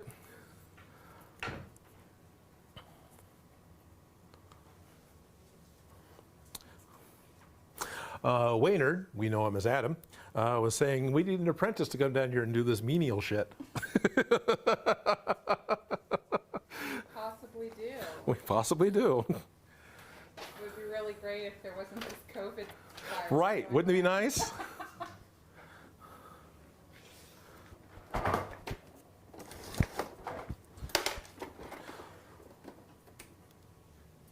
if this will work. Pirate Johnson says, Nightmare Blade is the best. My wife agrees with you. Pirate Johnson scores points with my wife. Vodka, spelt in a very interesting way. Heard you mention that I like Guar on one of my videos. What do I think of their newer stuff? Oh, okay, that's cool. So what do I think of Guar's newer stuff? I like it. I haven't seen a whole lot of it. I haven't been to a Guar concert in decades, I think, right? Have I been to one in this century? Sorry. this Maybe is sweet. one. But what I've seen online, I like it. I like that the new lead singer is the old Beefcake, and so they've got some legacy continuing with that.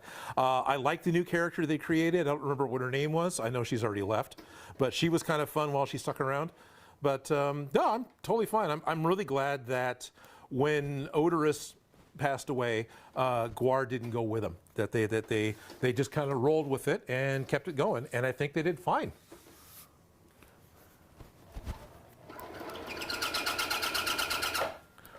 That is awesome. Isn't it awful? No, did the The squeaky? did the 3-in-1 oil not work, or did you not get a chance to try? Well, Do you it's want a not different? The squeak, believe it or not, it was squeakier. It's the I didn't get into this part over here where the Oh, squeak okay. is going on. But Do I you got want this. some other like spray lubricants or anything? Would that help? Or I just was gonna get through this and then. no, let's just get This through it. isn't my sewing machine. I'm just using it. It just needs to get. We're Right. abusing it with this All technically. right. So. I'm Fair enough. Just sorry about the squeaking. All right. Hey. It's better than it not working.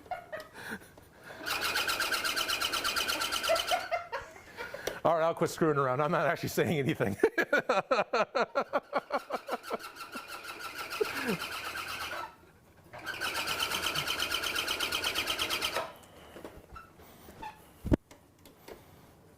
We're covering that edge with the little things. So Right. stab through it.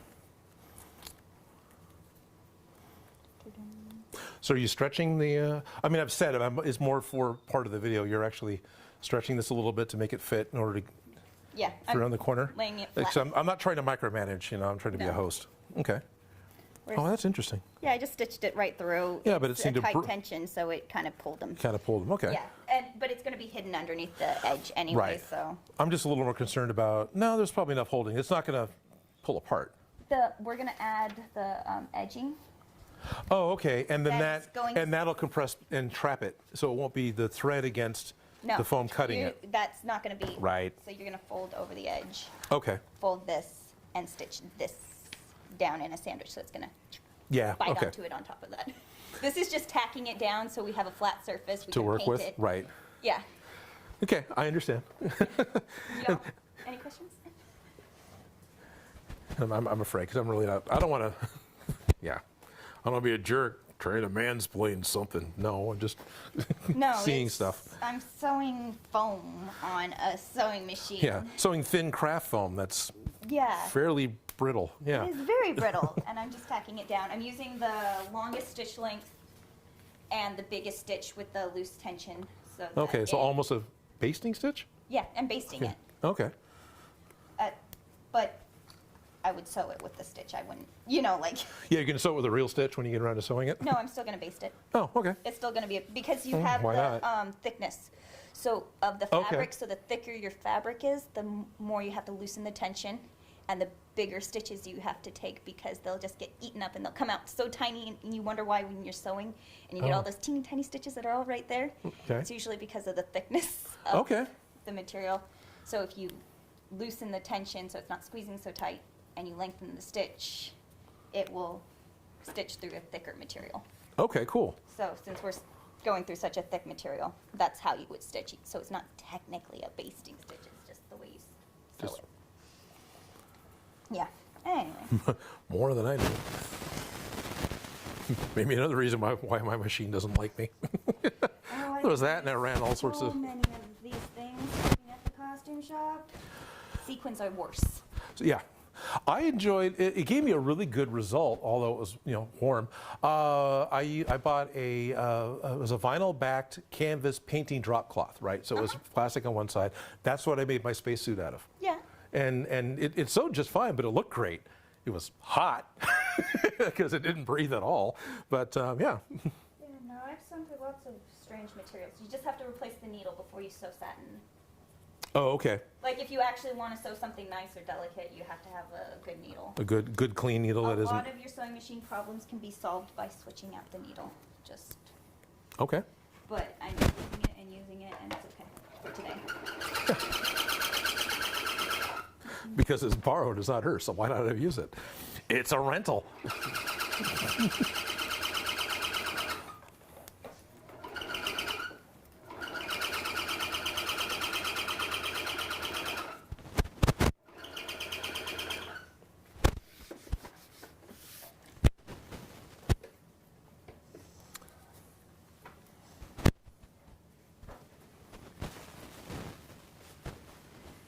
I wasn't going to stitch these down.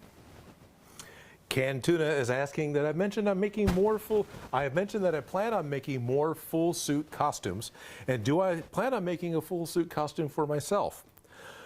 Yes.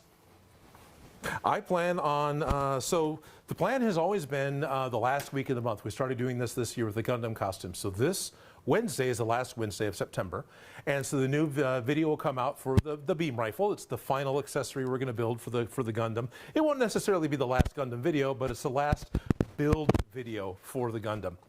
And so starting in October, I'm going to do something new, and at the very end, the very last week of October, I'm going to start making a costume that fits me. Is he over there? Would you bring me? Would you hand me him? What I want to make is the 1974 Mechagodzilla, but I want to make a costume that fits me. So this is the next full body costume that I plan on making. Because I have been a fan of, well, Godzilla and Mechagodzilla forever. I mentioned this in a podcast recently, that I can remember in the mid-'70s going to the theaters in the Bay Area, and the Toho Godzilla films were running in the theaters at that time. It was, it was a couple years later when America got it. And my poor mother would go to the theaters with me and put up with these silly guys in rubber suits stomping on model cities. I loved it. I did that when Stitch came out with the Lilo Yeah. Stitch. And then she actually took me to my first comic shop where I bought Godzilla comics from Marvel Comics. And the Godzilla comics and the Planet of the Apes comic books were some of the first comic books that I bought as well. I ended up working for that comic shop about 20 years later, 30 years later, 20 years later. I happened to meet my wife in that comic shop. So I spent a little time there. That was the Comics and Birdcage Walk. They're not there now. You can't look them up. Yeah, this is the Dollar Theaters? Yeah, next to the Dollar Theaters. Yep. that was that comic shop.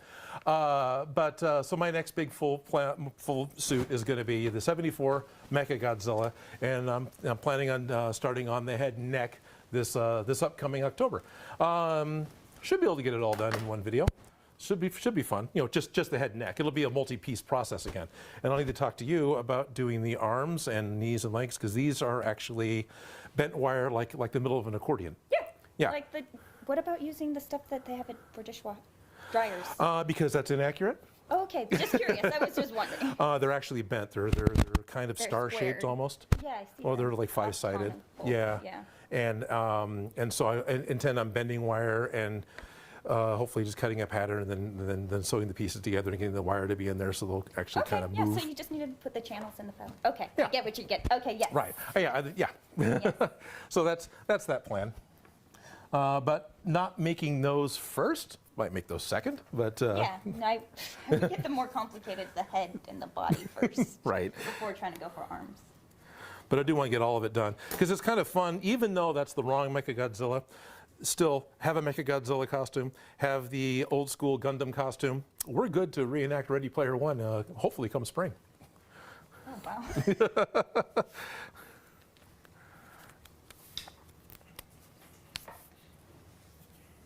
All right, ready for this? Okay, Vortex is asking, hey Felicia, what's your favorite food? My old joke is cooked, but truth is I like sushi, so that's not even accurate anymore. I like so many different foods. I'm just gonna make it easy and say pizza. I've never met a pizza I haven't liked. Fair enough. Yeah, I feel like you really can't screw up a pizza, and if you do, It takes special effort to screw up a pizza. yeah. Yeah. I've had some cardboard ketchup pizza. Or I've had pizza where you put ketchup on it in Mexico.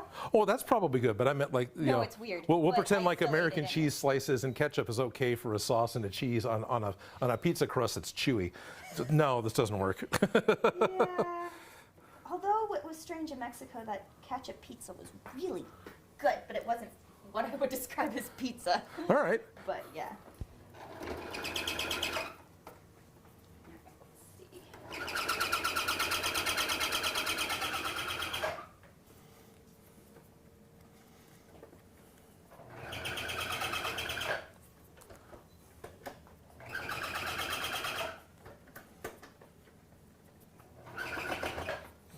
Awesome.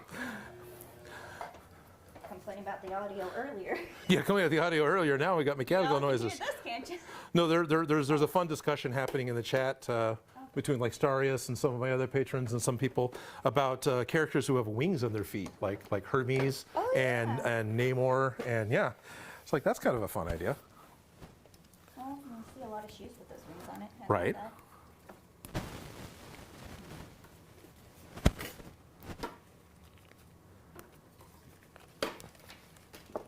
Yeah, it's tangled in there.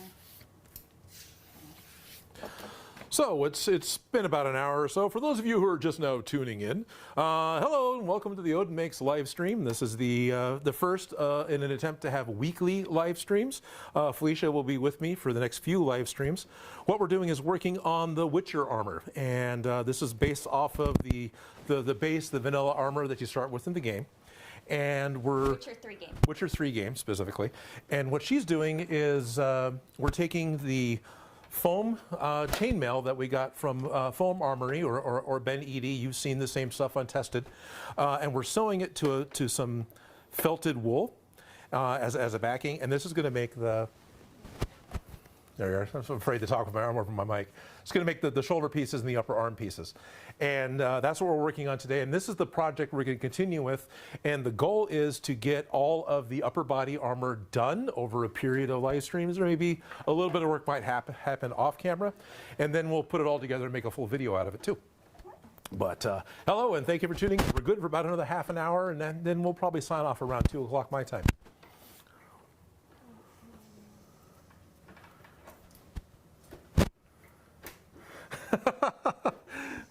CJ, EMM5D, I have no idea how else to say what looks like call letters, that I'm going to be living their dream, which was to wear a Godzilla costume. Yeah, me too. I remember seeing an all couch foam Godzilla that was just torn up and spray painted.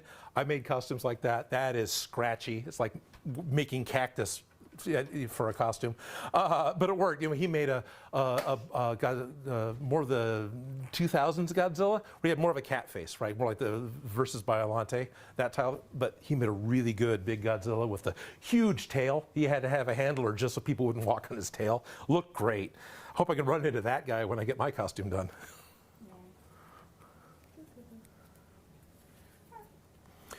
The Little Red Panther is asking, hey, Odin, is there going to be a Halloween project this year?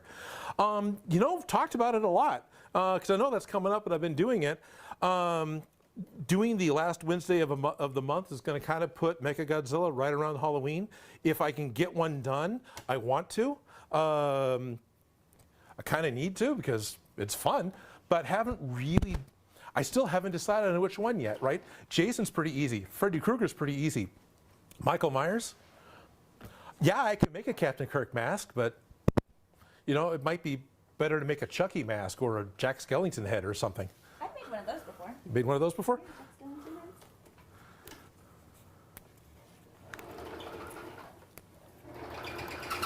I made Jack in the Box head.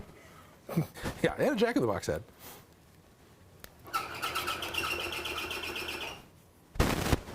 How's my audio now? How's Sorry, y'all.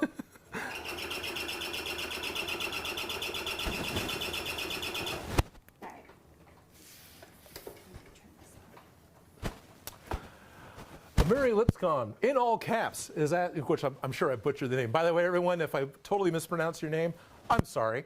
I can't pronounce anything. It's all repeated effort on my part to be able to say anything correctly, and usually I have to have someone correct me. But anyway, so I'm saying your name wrong.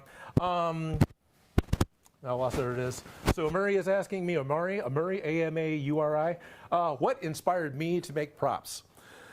That is a fantastic question. And how to exactly, specifically say that? What inspired me to make props? I think it was the early love of watching the different movies in the science fiction and cartoons, and then just being Wanting your own. and wanting my own, and being in a family that would make stuff anyway. I'm watching my dad, who's a machinist, build stuff from scratch, from metal. So the whole idea of, yeah, you can make anything, you just got to go out and do it. That was something I understood early on. My mom was totally crafty. Early on, the two of them would make like 5-tiered wedding cakes, and Dad developed a way to transport them around. So same thing, watching all that go together.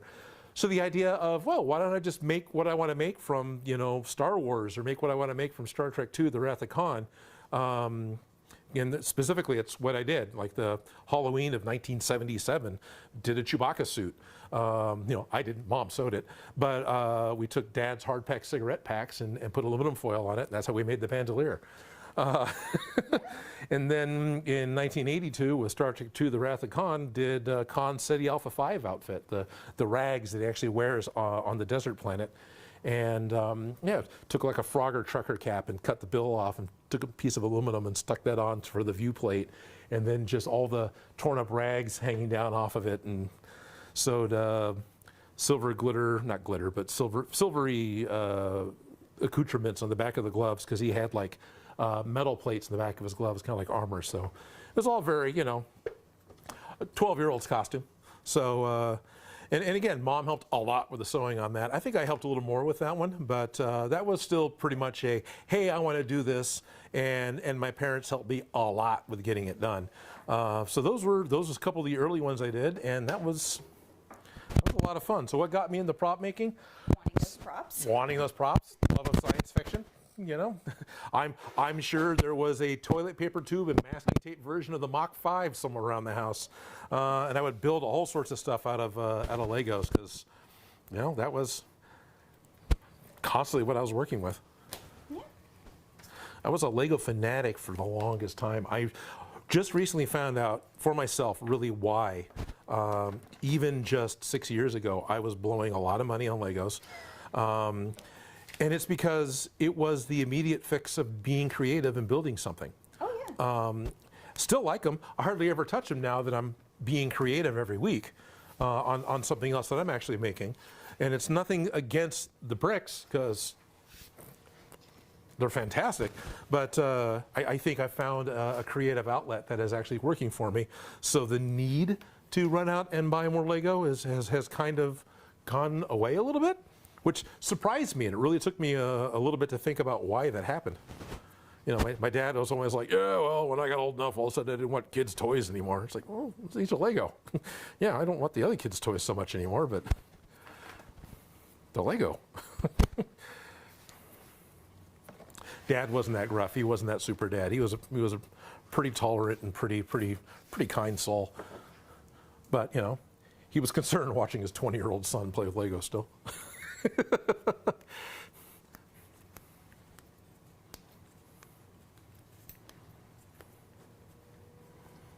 I mean, play like down on the floor, driving them around type play, not like just sitting at the table building them like an adult.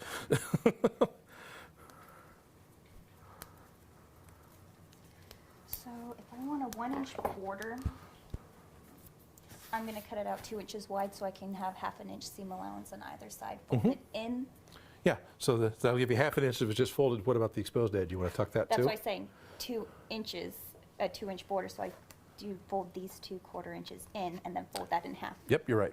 Okay, thank you. Just saying Yep. it out loud. Looking at it, I'm seeing it because I was thinking, yeah, because you fold it over, you have a 1 inch, There's and a then you half inch, fold that it over. in, and you'll end up with a ½ inch total. Yeah. Yep. So that all the edges are finished. Yes.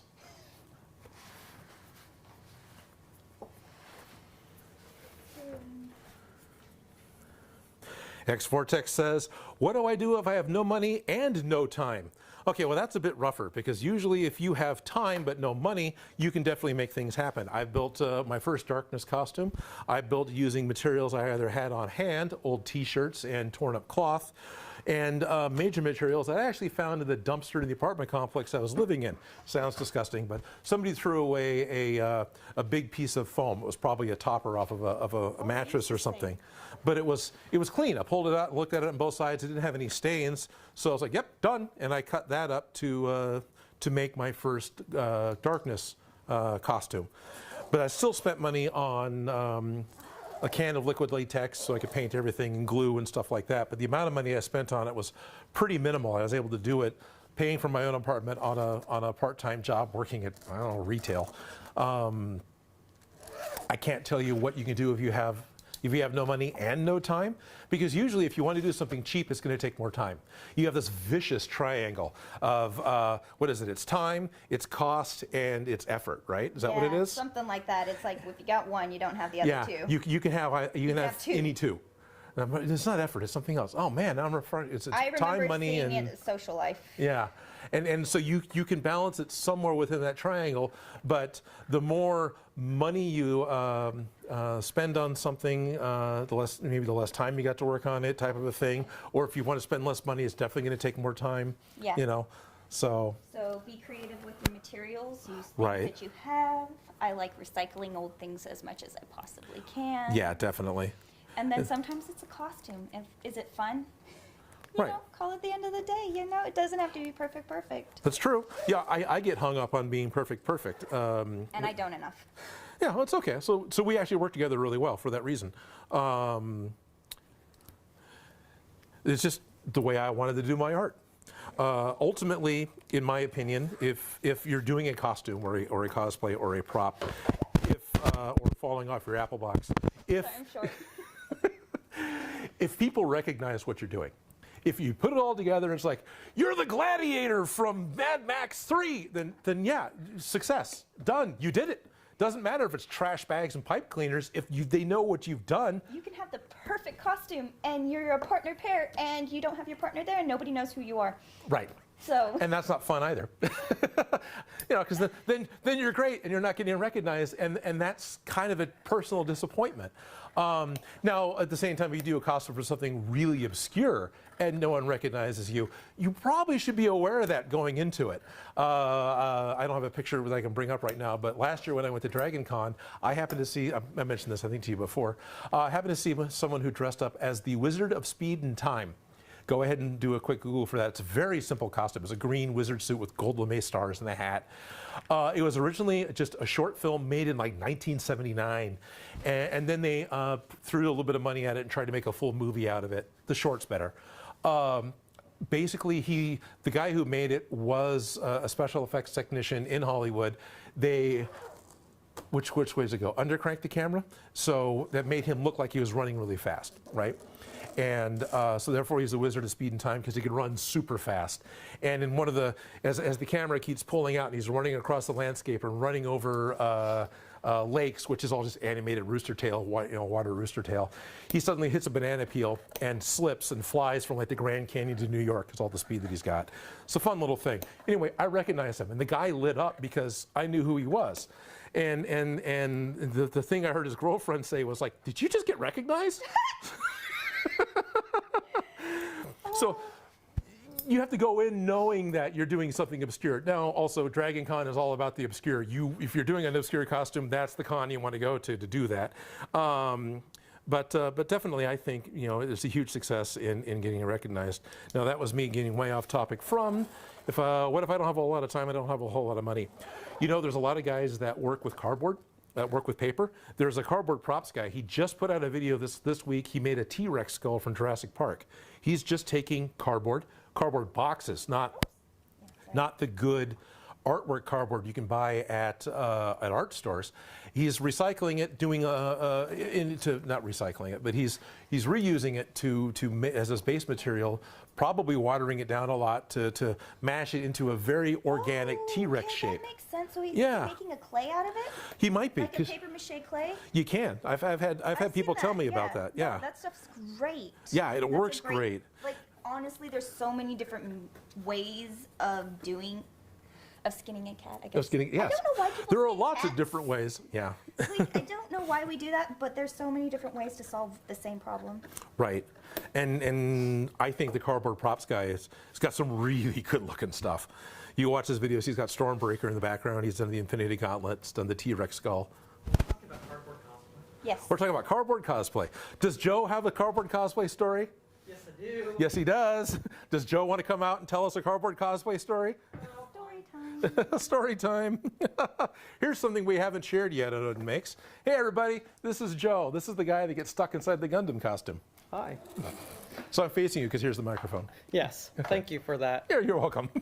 So if you go onto YouTube and you search for Minecraft BlizzCon cosplay, chances are you'll find a guy in a cardboard Minecraft costume that looks like Judgment armor from World of Warcraft falling on stage. That's me. It's just 15 seconds of fame. What Joe had done, which was pretty smart, in order to make the Minecraft costume have the right proportions, because like me, he wants to have things be accurate, he built in a cardboard periscope system. So he was looking into a little slit of a mirror that then had a periscope that went up so he could look out the eyes of the actual costume. And that's how he was looking to move around. Well, he comes out on stage. All you have is lights. I don't know if you've been on stage, but if you have, you can't see the audience. Not really, because all you see are bright lights pointing at you. Well, you come out. He had about 5 feet, and there was a little ledge because you're supposed to walk down the ramp to get down to the main stage. He walked right off that ledge. Face first, right down onto the thing, and the it may not be face first, but he fell right down. And the MC on stage, it was face first, he says. And the MC on stage, you can see him panic a little bit. It's like, ah! And then Joe just pops up, arms up, I'm fine, and the whole crowd went wild. It's great, and that's about the whole video.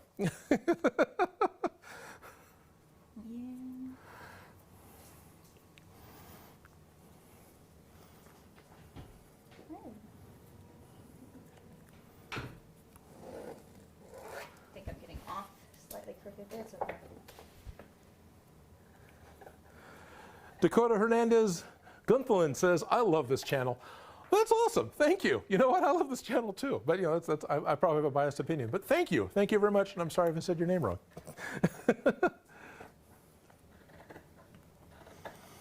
Connor Cook is asking, this is a fun question. What foam and techniques do I suggest for making a foam predator costume and with the jungle look from the 1986 film? Ooh. Yeah. Realistically, I would probably start thinking latex for some weird reason. No, latex is a great thing. Barefoot Props has a fantastic couple of videos where he's using polyfoams. That's the best thing I can explain it, because that's usually what the package says. Basically, it's that squishy open-celled couch foam. He's using that material to make a Venom arm, and then he ends up making it become kind of part of a hat because it's easier to hold on to. So he's doing this like quasi-partial changing into Venom costume.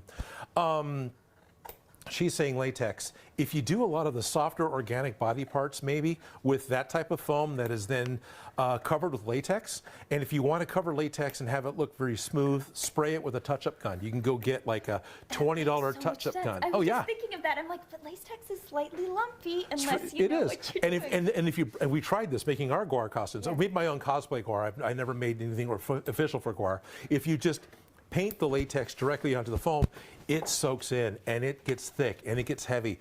But if you water it down a little bit and spray it through the touch-up gun, it can make a really smooth edge because it goes on and it works. It still soaks in, but like the second coat can get a really smooth edge. So if you were to make all the soft body parts that way, you wouldn't need a mold.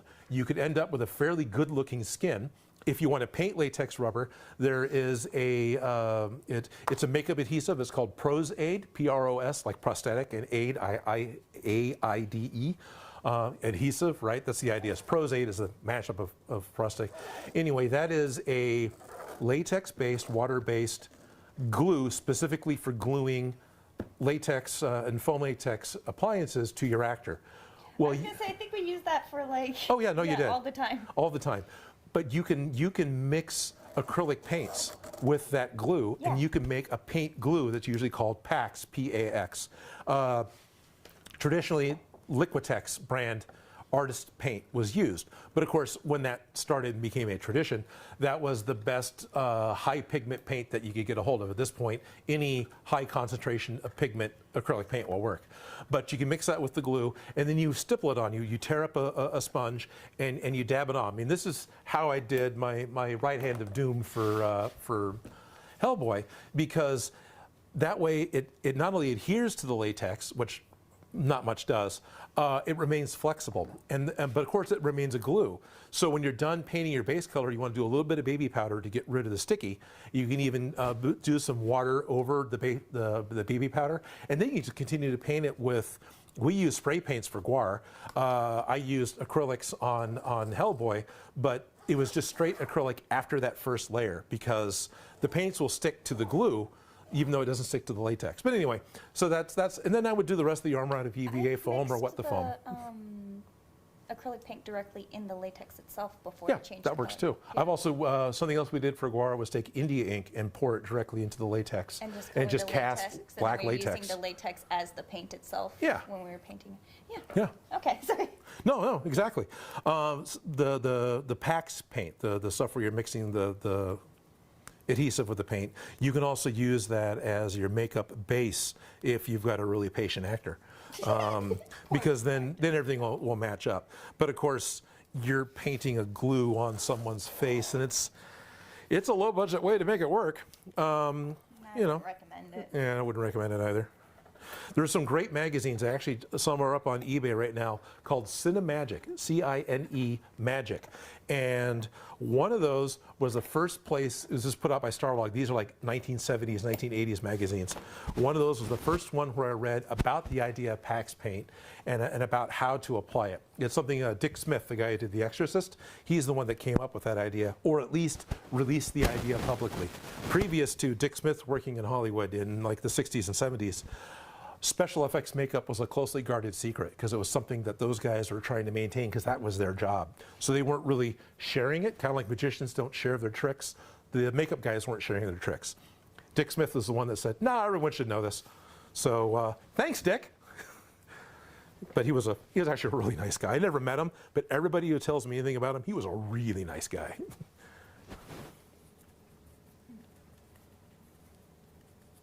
Pennywise, thank you. I am having a great day. He says, hope you're having a great day. And that Pennywise enjoys watching my videos. Thank you, Pennywise87, no less. Does that mean you're like the Tim Curry Pennywise? That's pretty freaking cool. I'm very glad that you're able to watch my videos in your sewer. And thank you very much. Okay, so I'm gonna rust these before we actually attach them so that they Sounds like a great plan. so they're easy to work with. Do you have, what are you going to press? How do you plan on pressing them? I was planning on using an iron, Okay. but I think there's one in the green room, but I don't think we have time. Yeah, we've only got about 10 minutes. Yeah, and we still have to attach these, and I wanted to paint these You before I wanna paint attach these? the Okay. strips. That way I don't get paint on the strips. Yeah. And I can be as messy as I wanted to be. Okay. Do you want to try dry brushing really quick for the next few minutes, or? Yeah, sure, let's just finish it. Okay. The upper arms, dry brushing, so then Yeah. by the time next week comes, I can just have these all.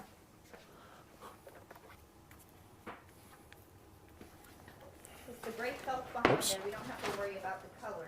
I stepped in the Gundam. He's falling down now. Oh, No! that looks like a smiley face.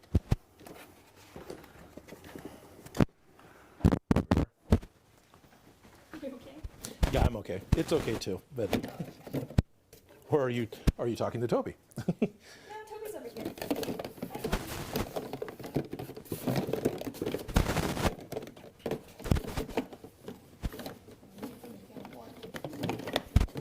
I found my dark silver. Where's my light silver? There it is.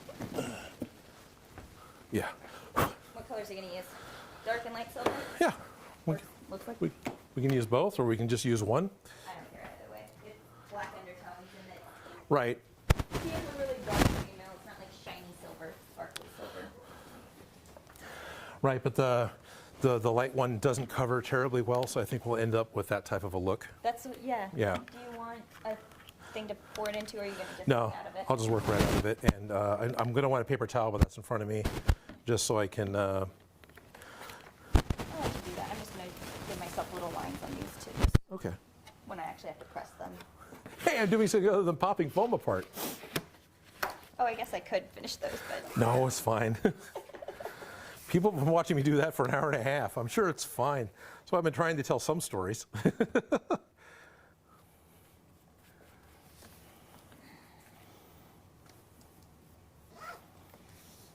just giving me a center seam so I can know what I'm doing when I'm.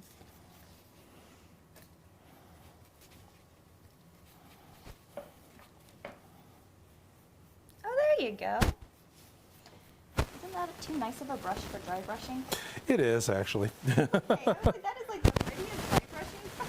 Well, I'm trying to be careful about how I'm taking.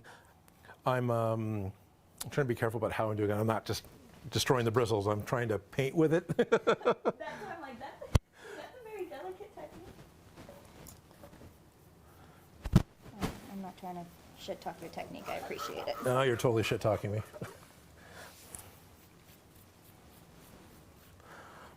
I had irised all the cameras down to deal with the fact that I was shooting white paper the other day, and now I look at the monitors and everything's really dark. So sorry about that, guys.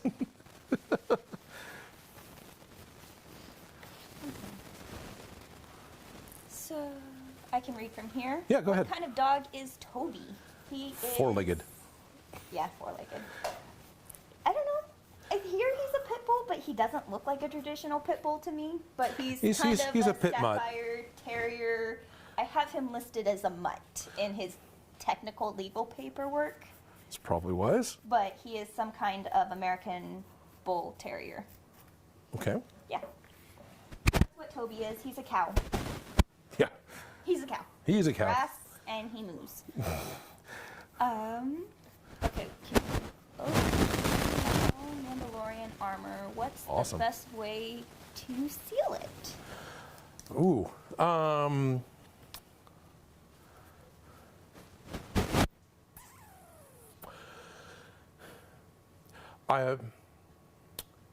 Flexibility is a huge issue.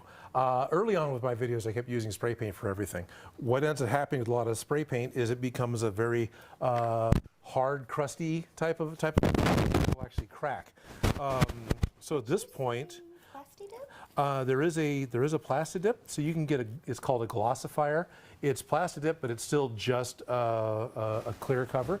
But Plasti dip has some really fun chemicals in it, very similar to some of the chemicals that are in contact cement. So that could interact with what your paint is. So if you want to do that, test first. Yes. Um, my gosh, how many times things haven't just dried. Oh yeah. Oh, that's the worst when things just refuses to dry. That's a little hard there, a little heavy.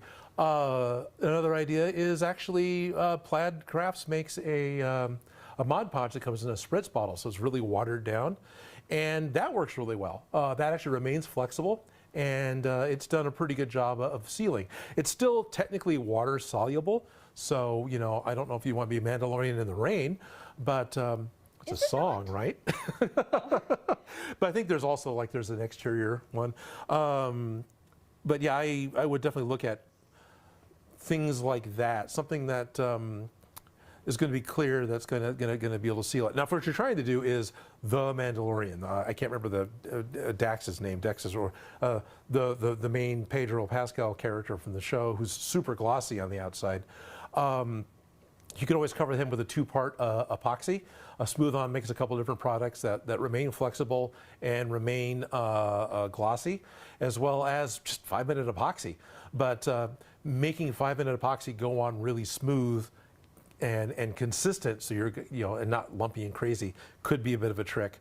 And the last thing that comes to mind that might work is floor wax. If you get floor wax made with Future, you get an acrylic floor wax made for linoleum. The key is the one that says acrylic. That will actually bond to plastic and will seal things really well, and it's made to walk on, so it's got pretty good resistance to stuff. A lot of Gundam builders will use that to seal after they put the water slide decals on. So that's the final sealer, is you put this floor wax, I'm dipping it, you wouldn't dip Gundam.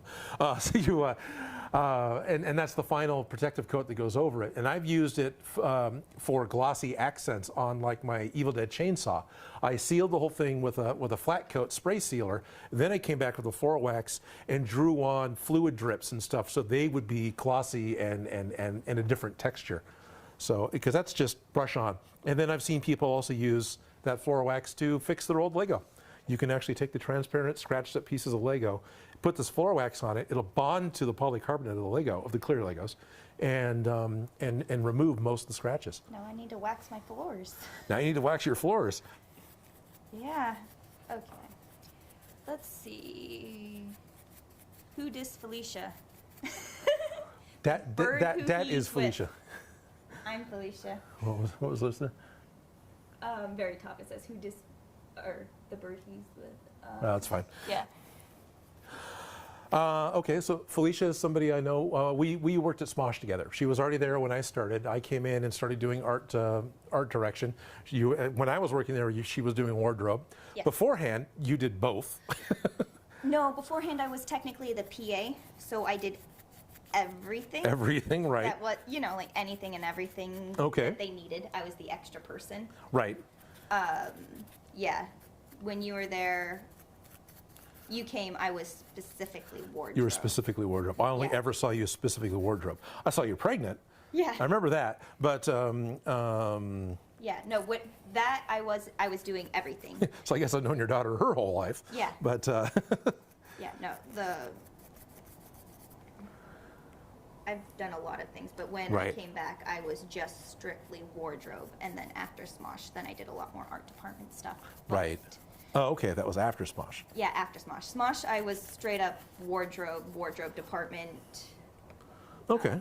everything they wore, because it got out of hand, remember? Yeah, real Started quick. out with just really simple, and then it got crazier and crazier. Yeah, And I remember before that. I knew it, it was like I had a team.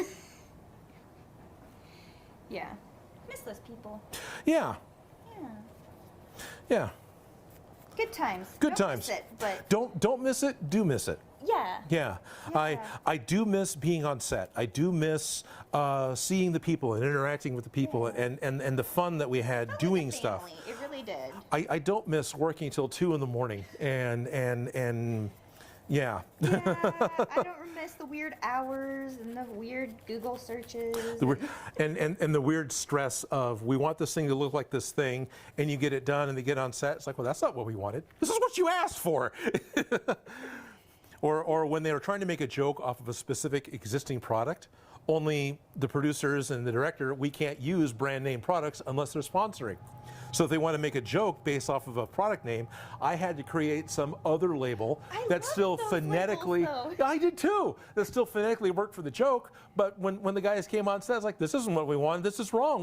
Go get the right thing. It's like, we can't do that because they're not paying for it. Anyway.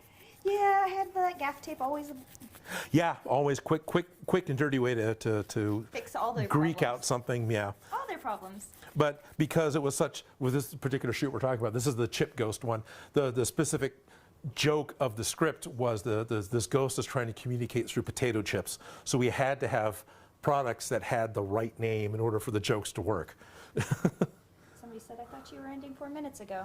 Yeah, I did too. Yeah. We started late, we'll stop late. Okay. You almost got that dry brushed. Yeah, well this one's... It looks really good. Just that simple little dry brushing takes it from that to... Right.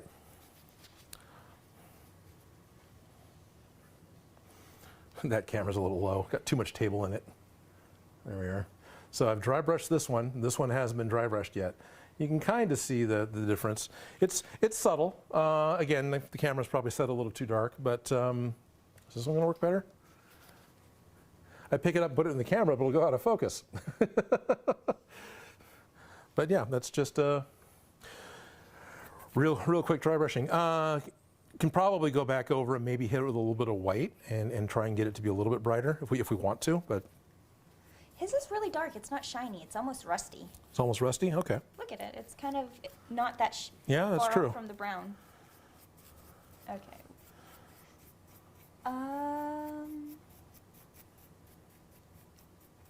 Sorry, I'm trying to No, read that's fine. from far away, and I. Right, I get it. I'm nearsighted too.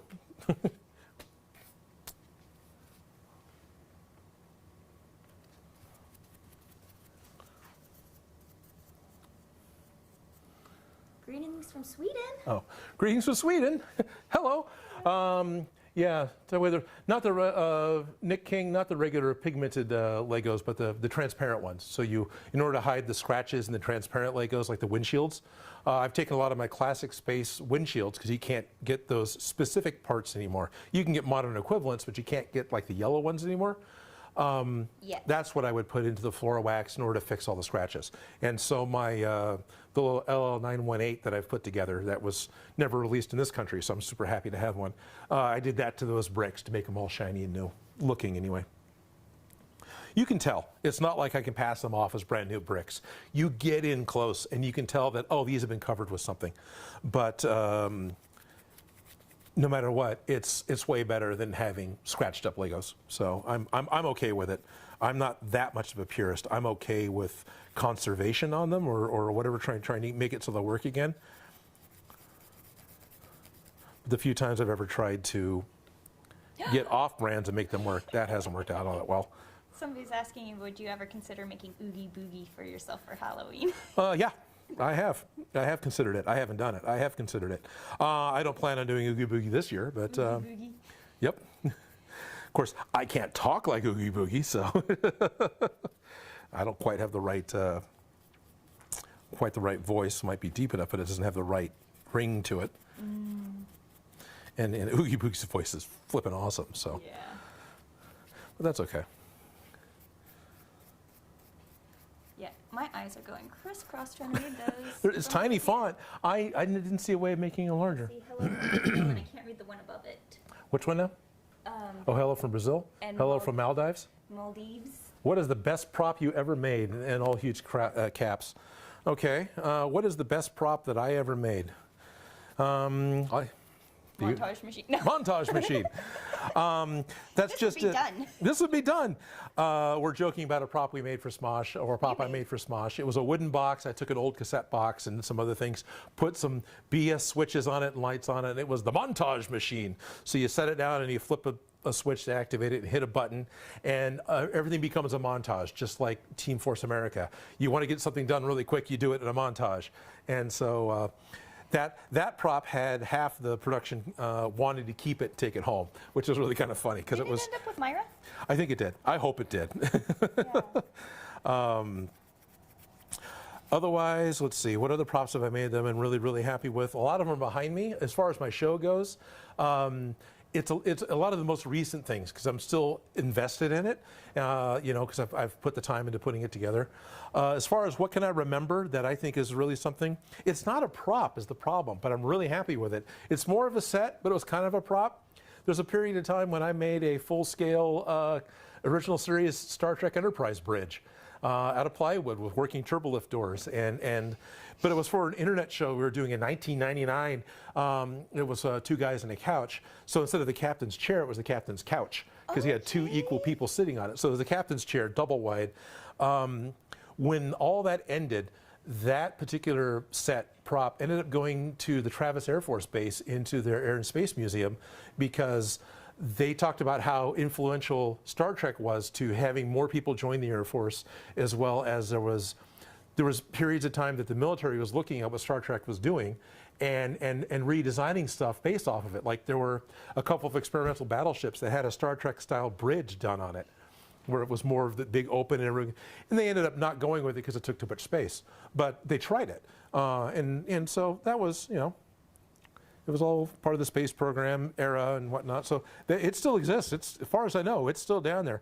It's really hard to get on a military base now if you're not military, but it's there. Interesting.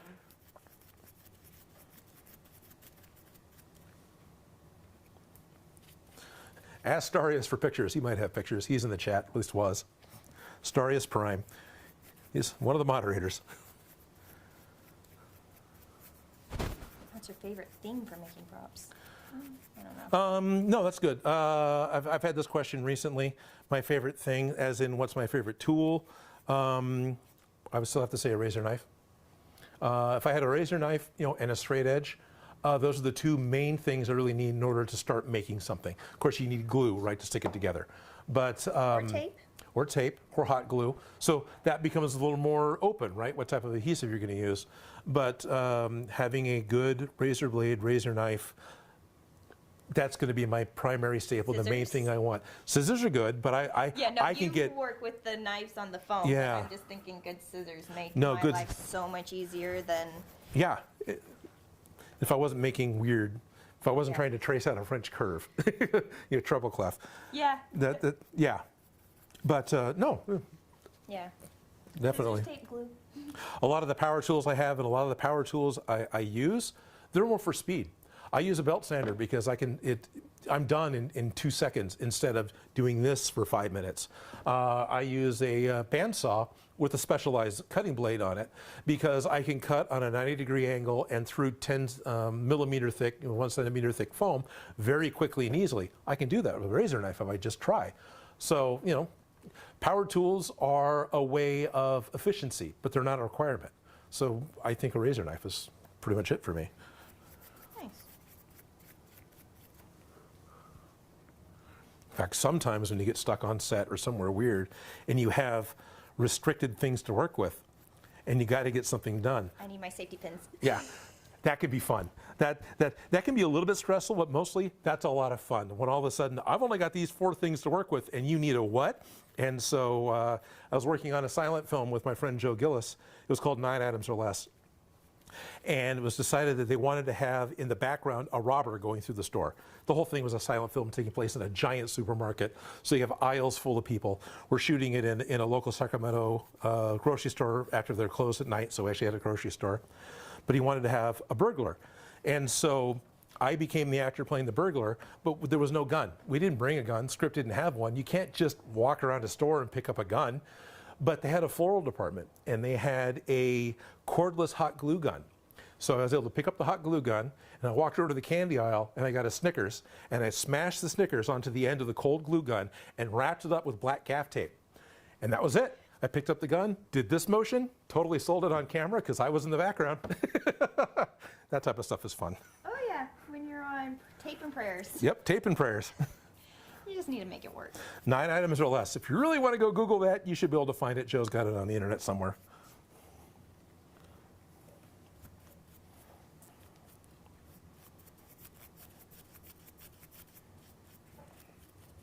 Sorry, I can't read. It's all right. I'm looking. We're about 10 minutes over, but I'll finish Okay. up this one, and then we'll need to So, but go ahead and read if you see something else. What was your worst injury making props? You didn't get your beard stuck in it. I didn't get my beard stuck in the lathe. Cuts.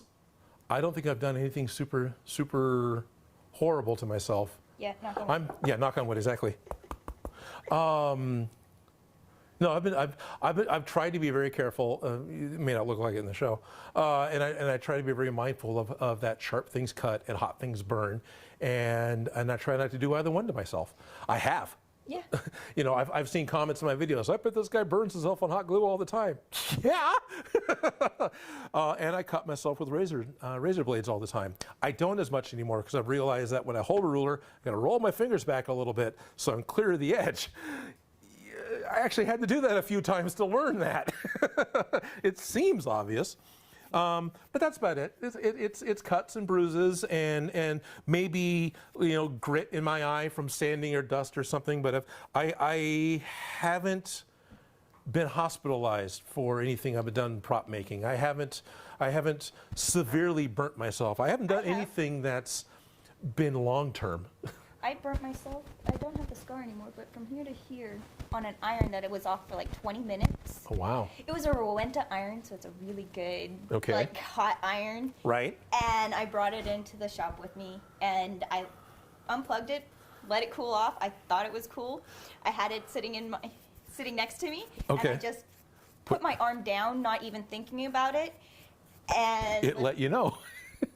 Wow, I'm sorry. I'm laughing. No, I know. I had a huge just burn, and that it was a really good, expensive iron that just didn't cool off. Right. Like, it was. Well, it's made to retain the heat. It was a good hot iron, and it had been off, but I burnt myself the worst on that.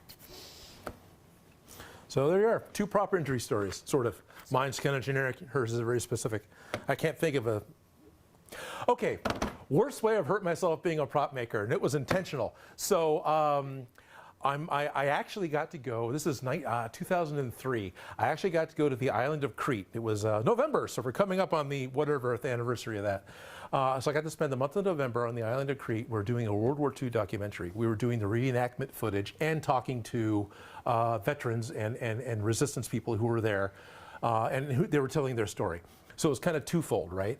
Because we're still trying to get the stories, so we knew how to do the documentary, but we were there on location, so we had to redo the stories for the people we talked to in America in order to kind of tell the story of the documentary. This thing's called The 11th Day. You should be able to find that too if you want to try and find it. For the reenactment, what we ended up doing, because, you know, we've got volunteers who are going to dress up as the Axis forces and as the Allied forces, and you want to have gunfights, and you want to reenact the fact that so-and-so gets shot because it's part of the story. Okay, how do you do that? I don't have a pyrotechnics license. I can't get gunpowder on the island of Crete. We hooked up with the only guy that had a fireworks license, but still, doing little explosive squibs of blood wasn't really an option because the gunpowder was too hard to get a hold of, and then the setup and reset time of having the blood all over the actor was a problem. So the solution, right around the same time before we left, this television series 24 came out.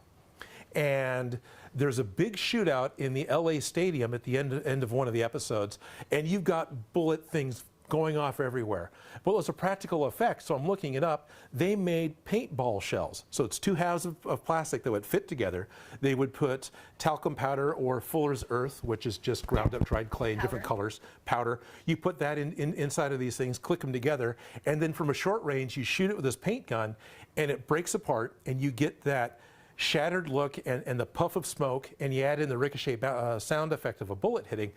Totally works. So I'm like, dang, I didn't do that earlier. Yeah, and then there's you put a different type of a grit, magnesium powder, and you can get it to spark. I guess I never made it do that, but supposedly it's some sort of mixture. So we're on Crete. We have a paint gun because that's legal. I got a bag full of these plastic shells, which aren't paintball pellets. These are hard plastic shells that snap together. And then you put talcum powder in it, which means now they're off center, right? When they come out, all the powder's off the one side and you got a void on the other side, so they spiral and hook like crazy. So I have to be 6 to 8 feet away. We ended up making, we took like motocross armor and lined it with cardboard, and that's what the actors wore. And we just shoot him in the chest, right? We just shoot him mid-body, away from the face, away from the extremities, and it would hit and it would pop apart, and the actors would just fall down. And it totally worked. And then we could they would pop back up, usually laughed, dust them off, and you could do the shot again. It's a real quick reset. Yeah, that's a good reset after. And paintball guns are made to shoot over and over again, right? So I'm like following along the ground behind someone at one point as they run along, and you're getting the shots. Well, I need to know how bad this is going to be if I miss. What happens if I shoot this gun and I hit one of the actors not on the armor? So I set my leg up on the curb, take the gun, and shoot myself in the shin. That's probably the worst injury I've done. I know people have been hit with paintballs before, right? And you get those nasty big red Charlie horses. Kind of looks like a squid attacked you. No, this was a big, nasty black and blue bruise because this was a solid impact that broke, and all I had on my shin, and all this had was denim to protect me. So made it a point to not miss, and never did. Never had an actor at least tell me that they got hit inappropriately. No one ever winced. No, they all laughed at it and thought it was fun. Yeah, exactly. I've been just like knots in my stomach the whole time, but I see blood on the script. It was usually like, oh, I have enough backups of everything, but at the same time, I was incredibly close to make sure, because we explain what goes on to everybody, right? So we're not like pointing this gun at somebody who has no idea what's going on. You have your camera set up, and the camera sees a cone coming out of the lens. So I can be halfway between the actor and the camera and outside of that of what the camera sees. And that's where I would be, waiting for the cue for me to shoot the poor person. And that's how we did it. And it worked great. And we did that even when we came back to California. And I haven't done that rig again because I haven't needed to since. But we didn't do too many gunshots. No. Well, we did that one episode where everybody was getting shoot up. Right. We were making fun of all the shootings that were happening, but that was also 10 years later, and at that point you could use After Effects a lot easier to simulate not only the muzzle flashes, but because 2003 that was not easy to do. You still could, but that was not easy to do. It was like more 2013, 2014, yeah. I'm just trying to remember. That's all Freddie Wong and Rocket Jump, and they're doing like their finger gun episodes where they have all the effects go off, and that was beyond what we could do when it was doing the Crete thing. I need to go put this in water, and I think it's time to say goodbye. Yeah. Hey, those look pretty darn good. Thank you. And when we were talking about the black using the foam behind it, I think the gray ended up working out really well for behind the chainmail. It does. I saw this purse, I was going to throw it away, and I think it really was supposed to be this. And yeah, I can't recommend looking for raw materials at thrift stores. Oh, I do that all the time. All the time, yeah. I just shot my own thing. But this is just a piece of felt that was a purse from Target. Right. But it is now just a piece of felt, which you could use foam. The only thing I would do is bend it before you attach the strips, because if you bend it and then attach it, it's gonna pull funny. But if you bend it while you're sewing it on, then it's sewn in a bend. Pin it, okay. Sewn in a bend. Okay, I get it. You have the bend built into the fabric. That's the only thing I would recommend if you want to try doing these before we get back to finishing them. Sure. Well, we'll continue doing this as much. If you want to do one off camera, but we should probably sew one next week. Yeah, on camera. But if you wanted to jump ahead, because it's easy enough, I can just add the little strips. I got to get a video of it done next week too. But I hear you. She's only going to be visiting me one day out of the week because she's got a full-time job too. But yeah, okay. Yeah, but. So this was the start of it. There's a lot of talking. That was expected. I know there was a hope that we'd get further along. We didn't spend the time getting more chainmail put together beforehand, so we spent a good chunk of our time today popping apart the foam chainmail, knitting the foam chainmail together. But I got to talk to you guys. She got to talk to you guys. I hope you enjoyed spending the afternoon with us. I know I enjoyed spending my time with you. How about you? Did you have any fun with, or did you find this annoying? Hi, Internet strangers. It was nice to meet y'all. Hello, Internet strangers. Toby says hi too, but he's asleep. But trust me, he's very happy to be here. Anyway, I really appreciate all of your comments. I will scroll back through the comments and take a look at them, and I will try to respond to some of them.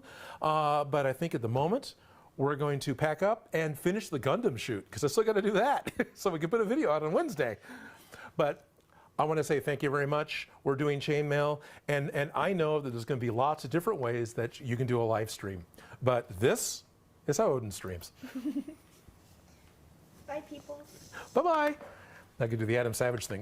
Where's the off? Yeah, I watch him a lot. I love Adam Savage. Oh, he's great.